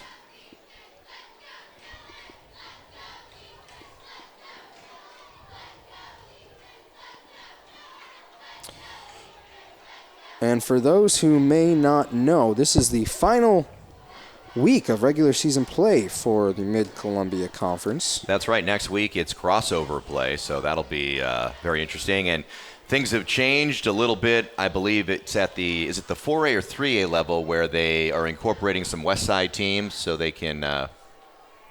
There's a little bit of a tweak to the way they're going to be doing it. Interesting how it works, though. Southridge, who lost to Kamayakin last night, after playing on a Thursday, that game was actually originally scheduled for tonight. After playing on a Thursday, though, they've got to turn around to play a team from the GSL Tuesday. Yeah, that's right. It's at the 3A level because of I believe it's Hanford going up to 4A. It's changed some things in terms of the number of teams. There isn't the balance where it's just a straight crossover with GSL and MCC. So they've incorporated. I'm trying to remember the conference on the west side of the state, but there's another team out there, and so they have basically a play-in game to get into the play-in game is the way it's going to work. Very quickly, it is 3rd and 5 for the Hanford offense. Give is to Mateo Valdez, and he finds running room on the right side. Valdez on his first carry of the night. Look at him go. He takes a shot with a flag. I'm not really sure why there's a flag there, and Alex Chapman's the one who delivered it, and he is slow to get up. But I'm not really sure why there's a flag there. He would have kept running down the sideline if he didn't get that shot to push him out of bounds, unless it was too close to the helmet. I'm not sure why. Helmet to helmet looks like it may have been a pretty high hit, but how about Mateo Valdez? His first carry of the night, and it's a big one. It's the biggest offensive play of the night for the Falcons, without question. Here's another look at the end of the play. And that was actually Kyle Kirby. So he was getting pushed out, and then Kyle Kirby, who is... whenever Kyle Kirby does anything, it never tickles on the football field. It's always done full throttle. That was a shot. So it's a late hit that tacks on an extra 15 yards.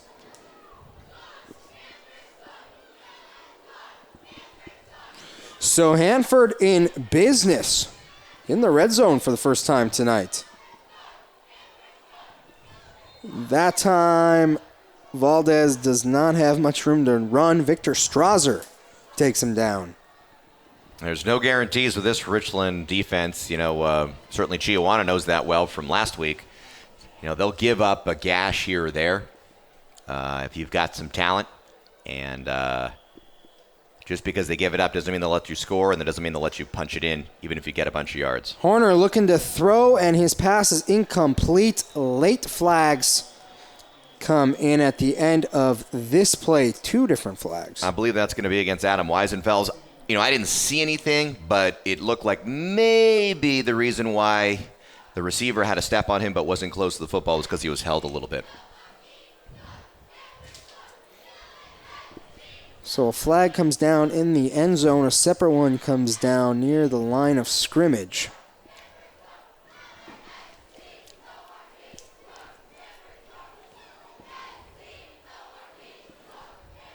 And here's the call.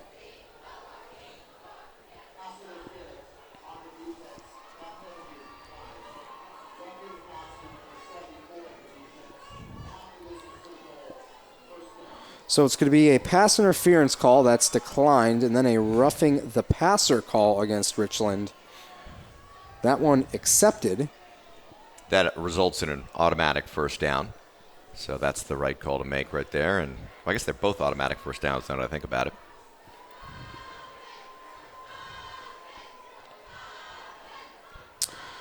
So, first down. Hanford threatening to score. Horner looking to throw. He's going to be taken down. That is Brigham Whitby. That was a big sack there by Whitby, and it's one of those things where they had the big play by Valdez, but beyond that and the penalty, there hasn't been much. And Horner, 1, 2, 3. He's got 3 good seconds to even think about throwing the football. At the high school level, it's not very often that you're going to have quarterbacks who can make reads in 3 seconds. So second and long. Not much room to run there. They tried to squeeze one in there between the center and the guard on the right side, and O'Dowd was gobbled up by Dante Powell. He says, "Nice try, chap, but this is where I live. This is where I set up my digs." So we talked about how Powell is a candidate for the Under Armour All-American game, as is Brock Wellsfree from Hanford, the Oregon State commit. Third and long for Hanford.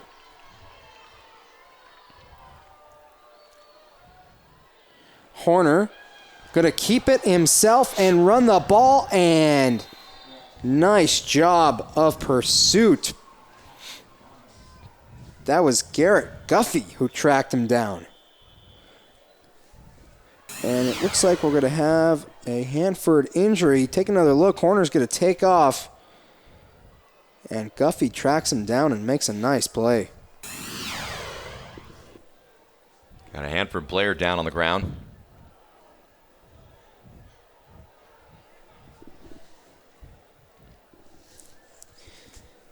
Appears to be Elijah Zavala, the injured Falcon. And just getting back to his line mate, Brock Wellsfree. Like we said, Oregon State Beaver commit. And it's pretty cool what Under Armour has done. They have that annual Under Armour All-American game where the best high school football players in the country get to play. And they've got the roster set except for the final 2 spots. So what Under Armour is doing is they picked the top 32 best players in the country, and they're going to select the final 2 roster spots through a voting process of those final 32. Well, it turns out that Brock Wellsfree from Hanford right now is going up against Dante Powell of Richland in this national competition. Voting going on right now. You got to go to the Under Armour All-American website. So pretty cool stuff. We'll take a break. High school football on SWX.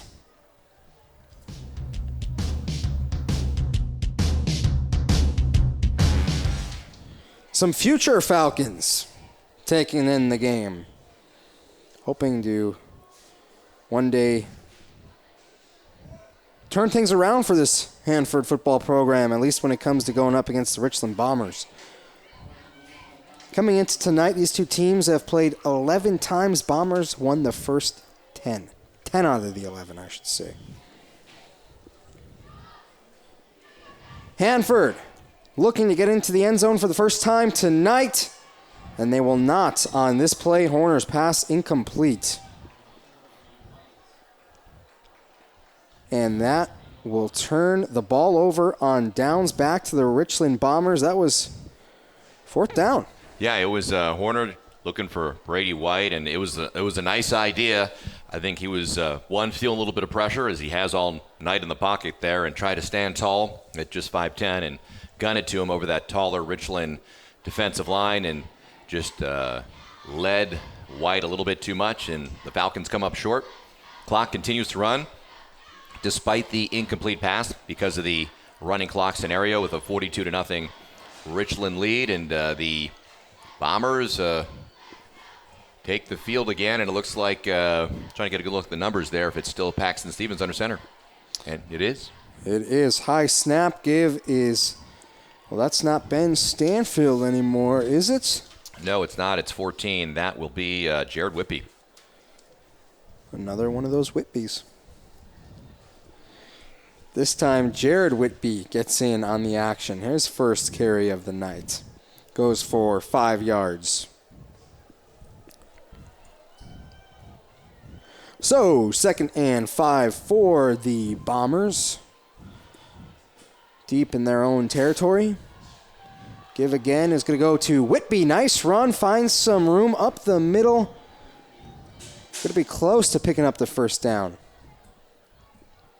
And that's one of the advantages of being such a deep team. And one of the reasons why the Bombers are such a deep team is because you're a winning football team and you have games like this, or like the one against Walla Walla just a few weeks ago, where you can put your second unit in and give them maybe a quarter and a half of action. Whitby, a 5'10" junior, weighing in at 175 pounds. This time, pass is going to go to Alex Chapman. He picks up the first down. Actually, I think that was Yarmo. Excuse me, Jarmo. You're right. Another one of these receivers who has been kind of a mid-season surprise and just made some nice plays, and just another person to be accounted for any opposing team when they look at film. Jarmo checks out, Chapman in. So on the near hash, Stevens takes the high snap, rolls to his left, and is going to keep it himself. He's going to get sacked. Kind of think Stevens wants to get one more touchdown pass, perhaps to Ty Horner for the conference lead here through 9 games. And I was just looking at that offensive alignment for the Bombers, and there's Ryan Piper, another one of these receivers. He was set up to the near side. Here he is again on the near side, number 20, and I mean he's among the league leaders in receiving yards, and he's been awfully quiet tonight, not because he's having a bad game, just there's so many weapons. Another high snap. This time Stevens looking deep. He's got Piper all alone. Piper with the catch. He's at the 30, and he's going to be taken down near the 20-yard line. Ryan Piper on cue makes a big catch. And that normally, is there a flag in the backfield there? That'd be kind of a Debbie Downer, huh? But Stevens did everything he could to escape the pressure there, and if he didn't have the pressure in his face, maybe makes a better throw, but he still got it off, which was impressive, especially after the bad snap here. You see off his back foot, and this is one of these things where a lot of times when you're recruiting at the college level, you need a quarterback at the next level who can make that kind of a throw off his back foot with that kind of strength. And even though his numbers aren't, 70% completion passing, and all that other baloney, that guy has got the arm to play at the next level, in my opinion, which is based on nothing. But it's still, I think, a legitimate opinion. I've seen enough high school football in my day. I'd have to agree with you. Stevens, one heck of an athlete. Is that what you agree with, or that it's based on nothing? Probably both. All right, Stevens out of the gun with Jared Whitby alongside him in the backfield. Whitby with the carry up the middle and into the end zone. Touchdown, Richland. That was like a Sunday afternoon stroll. I don't think nobody laid a finger on him. I mean, didn't even get. I got a little bit of a hug there as he crossed the goal line, but that was about the easiest touchdown you'll ever see. I wonder if that's Whitby's first touchdown of the season. I believe that it might be. I'm pretty sure it is, actually. So 48 to nothing. Make it 49 in favor of the Richland Bombers. Have really been in control of this game from the opening kickoff. So we take another look by Whitby, the run up the gut and over the goal line. Well, it just looks to me like even if Parker McCary's going to need another week off, per se, if he's not playing well, or not hurt, not ready to play up to full strength, sounds like they've got somebody else, shocker, in the chute to fill the void in Jared Whitby. The Richland student section enjoying this one, as they should be. Always very colorful with those leprechaun hats and bumblebee T-shirts. You know what? We got to give credit to this Richland team. They were in an absolute dogfight a week ago against Chiawana. Played their hearts out. And How about 2 weeks ago against Kamiakin, you know? Yeah, absolutely. And that was a question that I had for Coach Neidhold just before the game. I asked him, you know, after playing in a contest like that last week, how do you make sure your team remains focused tonight? And he said that was actually something that they talked about all week long. You know, how it's easy to lose focus after, you know, playing your heart out. Hang on a second. So a reporter actually asked a high school football coach a good question. I'm just kidding. I just remember the eye rolls I would get back in my day, but I didn't ask good questions like that. That was a good one. And just getting back to the point, I mean, Richland has been on point. Oh yeah, they're dialed all in. night long. That's an excellent point. No, and I kid because I care, just to have some fun. It's 49 to nothing here, just passing the time. But an excellent question, and I think Coach Neidhold answered it, and the team answered it tonight with their performance. So Samples is going to be taken down by a group of Richland Bombers, and at the forefront was Nathan Schreckengost. So the clock continues to roll. 20 seconds left in the third quarter.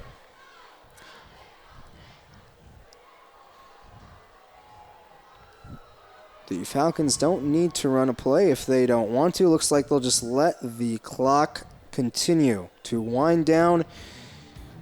We've played 3 quarters. Here from Fran Rish, quarter number 4 coming up next after the break. You're watching high school football on SWX.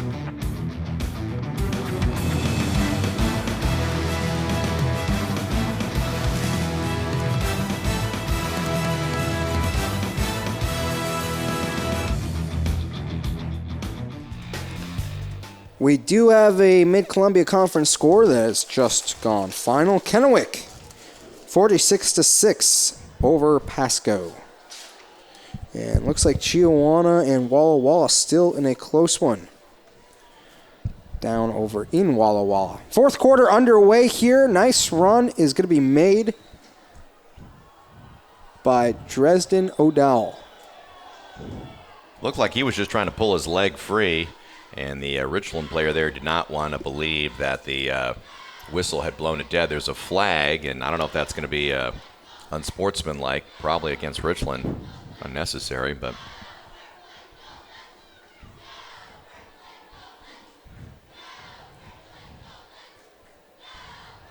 Yep, it'll be a personal foul against Richland. These teams can get a little feisty with each other, there's no question about it. Rivalry game. Like we said earlier, both schools call the city of Richland home. Both of these teams call Fran Rish Stadium home.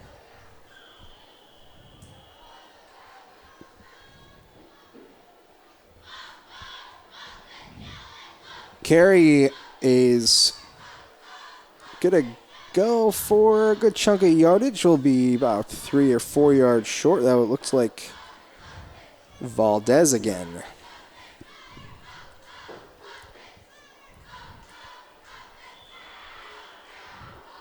Looking at the defense here, still got a lot of their first unit guys out there against Hanford. Horner gives it to Valdez, and he gets over the 50. Good enough for a first down. But But that running clock continues to roll, and got to believe with the score 49 to nothing, I think Bombers just wanted to get the score comfortably ahead of the running clock number so they can get the clock moving, no one gets hurt. And at this point, it's kind of prevent mode the rest of the way. Valadez again up the gut. He's the only one who's had any kind of success running the football, and that sometimes that happens in the weirdest way, Rob.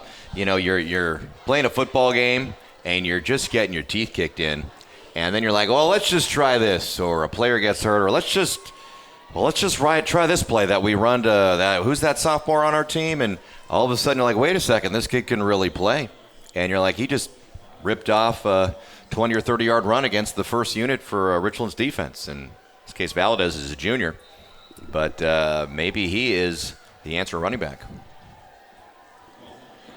That time, O'Dowell with the carry moves the chains. And I like that Valadez-O'Dowell two-pronged attack out of the backfield. You know, you've got two kind of a thunder and lightning type of scenario, which could be a nice mix going into next season. Check out this formation. Both running backs off the right side. Valadez with the catch. And he's going to pick up 6 yards. And again, with the running clock, they do not stop it with Valadez going out of bounds. But, yeah, they've done a nice job there, the two of them. I think this is them stumbling onto something. They started out with Jared Devine at running back, and you know, when you're not winning and you're struggling, you just start mixing things up, and you find things like this. I think this is a positive here. Dresden O'Dowell going to be hitting the backfield, and he's going to lose his balance.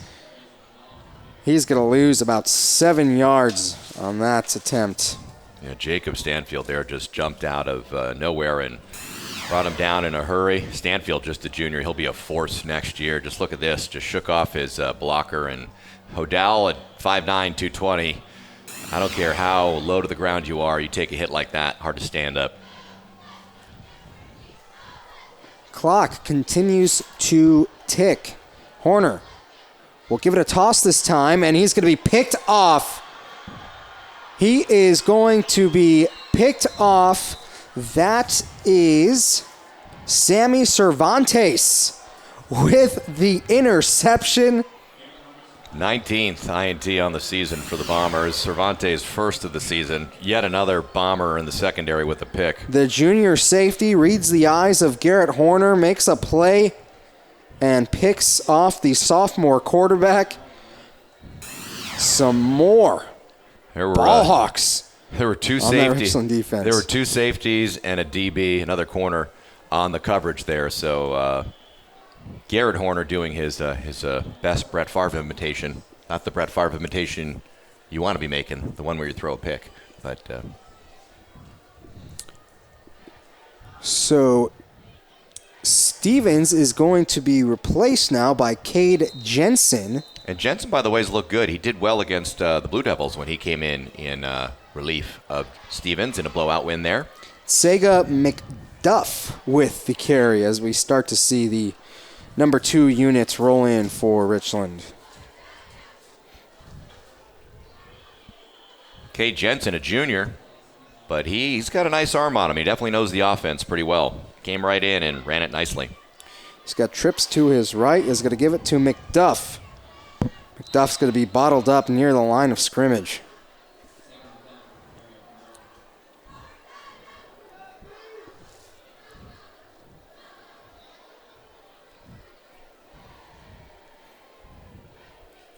Well, Richland, I think, has solidified itself as the class of the MCC this year, although their fiercest rivals, Kamayakin and Chiawana, definitely gave them all they could handle, beating those teams by a combined 8 points. Jensen looking to throw and is hit as he releases it. Incomplete. Like the aggressiveness there of Dimitri Fonti, who got a little pressure. And very quickly, fourth down for the Bombers, a rare one in this football game. So sometimes you'll see it where the second unit comes on in, Rob, and they're so fresh, and the defensive players for the other team are so worn out that they can sometimes move the football pretty well, but Falcons' pride still very strong, and they're playing hard. So the Bombers punt the football, and it'll be ruled down near the 22-yard line. Actually, there was a Hanford Falcon who came in and picked it up and tried to get an extra yard or two. That was Connor Milken. Have the other final MCC score to report. Chiawana wins 14-12 in a close game over Walla Walla. We'll take a break. High school football on SWX. We'll be back right after this.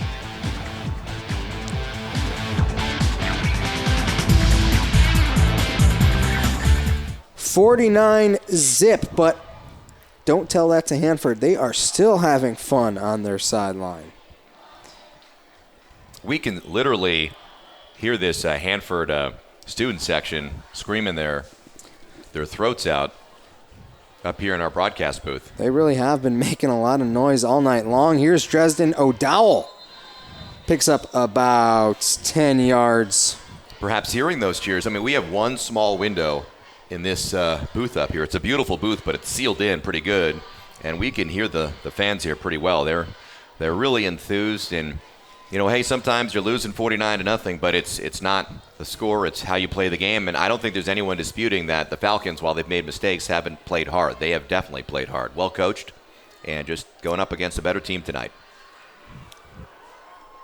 Valdez with a run up the gut. That again will move the chains for a first down. And you're absolutely right. This Falcons team has not... Looks like they're camping.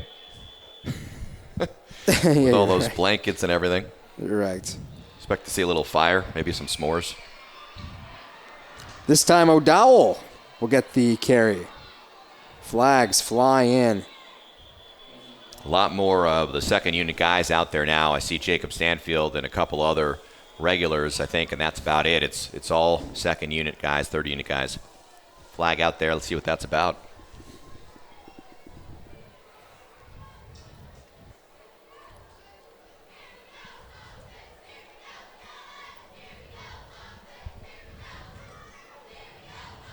Jim Kloss, been a busy man tonight. Personal foul. It's going to go against Richland. There's always just a few of those unsportsmanlikes or personal fouls in rivalry games. Definitely Richland, Kamiakin, you'll always see it. Richland, Chiawana, Kamiakin, Chiawana, Hanford, Richland. You just always see it's almost like it's laundry day. You'll see a lot of yellow out on the field. So at the Richland 31, Horner will throw the ball. But there is a whistle before he can. Another penalty. This time it'll go against Hanford.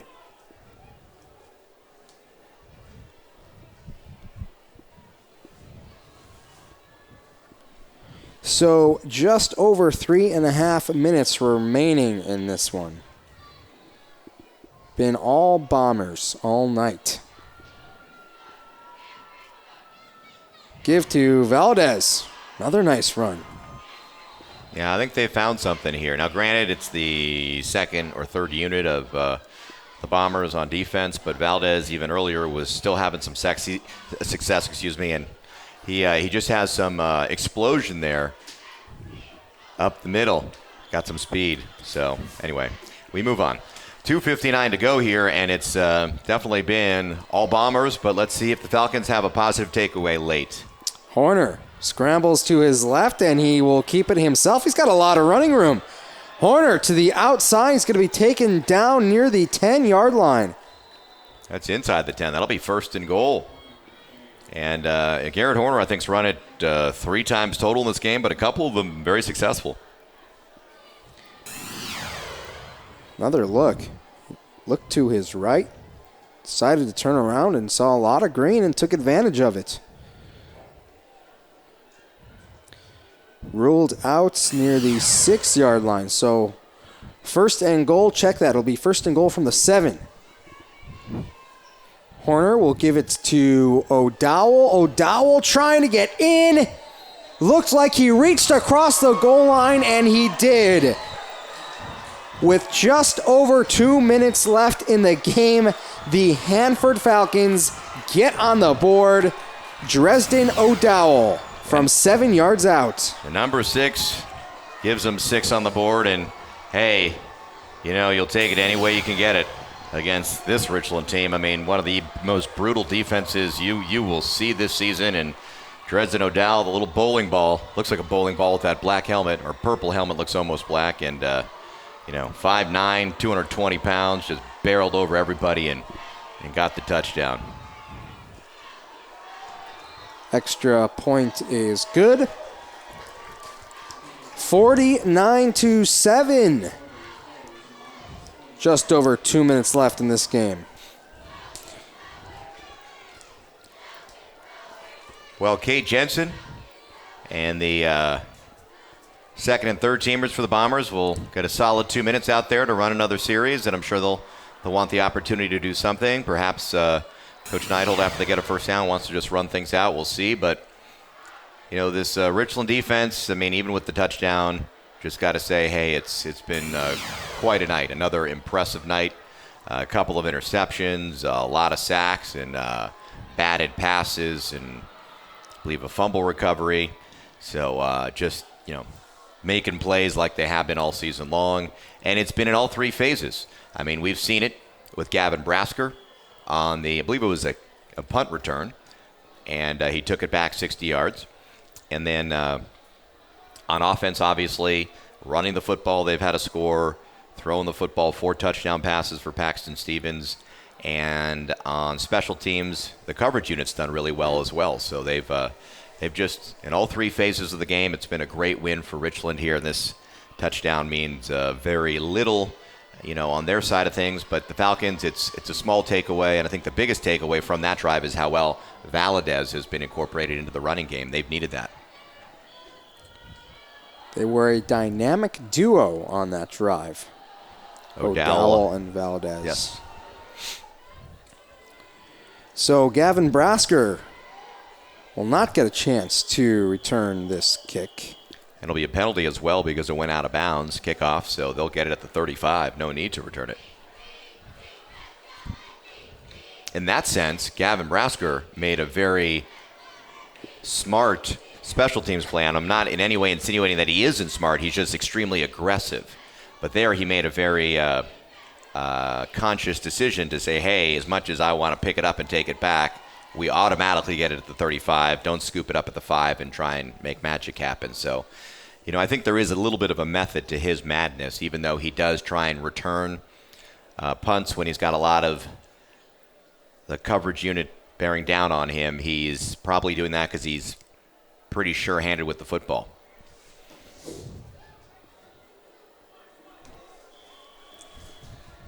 .203 left.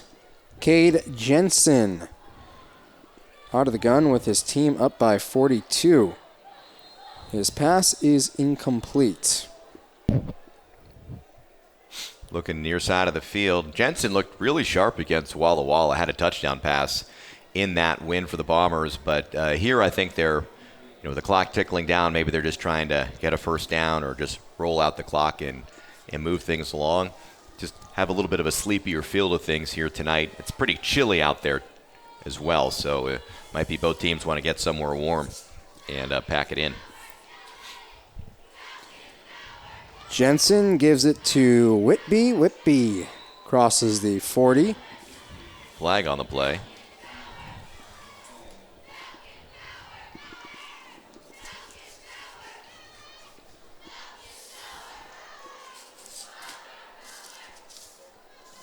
This one's going to go against the Bombers.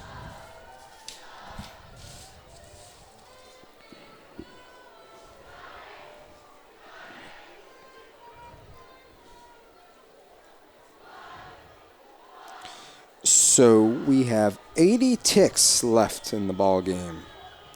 2nd and 16 for Richland. Handoff goes to Whitby, right side. Nice pickup by the junior running back. Got about 11 of those yards right back. Already has a touchdown here in the fourth quarter. Or was that late in the third where he got his score? I'm not sure, but I believe it was here in the fourth. And clock under a minute to go. And, boy, the Bombers, next week it's crossover play, so they have run the table against the always difficult MCC schedule. Whitby this time is going to be taken down before getting to the line of scrimmage. Just 30 seconds remaining. And I think that ought to do it.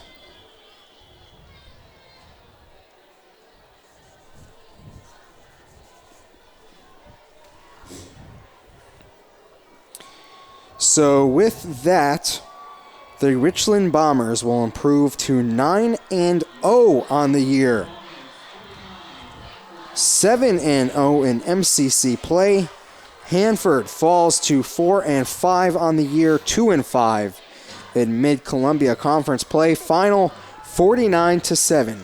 Bombers officially Mid-Columbia Conference champions. And while 3A and 4A are separated when you're calculating postseason, for conference championship purposes, bragging rights, I think anytime you can win this league, Rob, it's a pretty big accomplishment.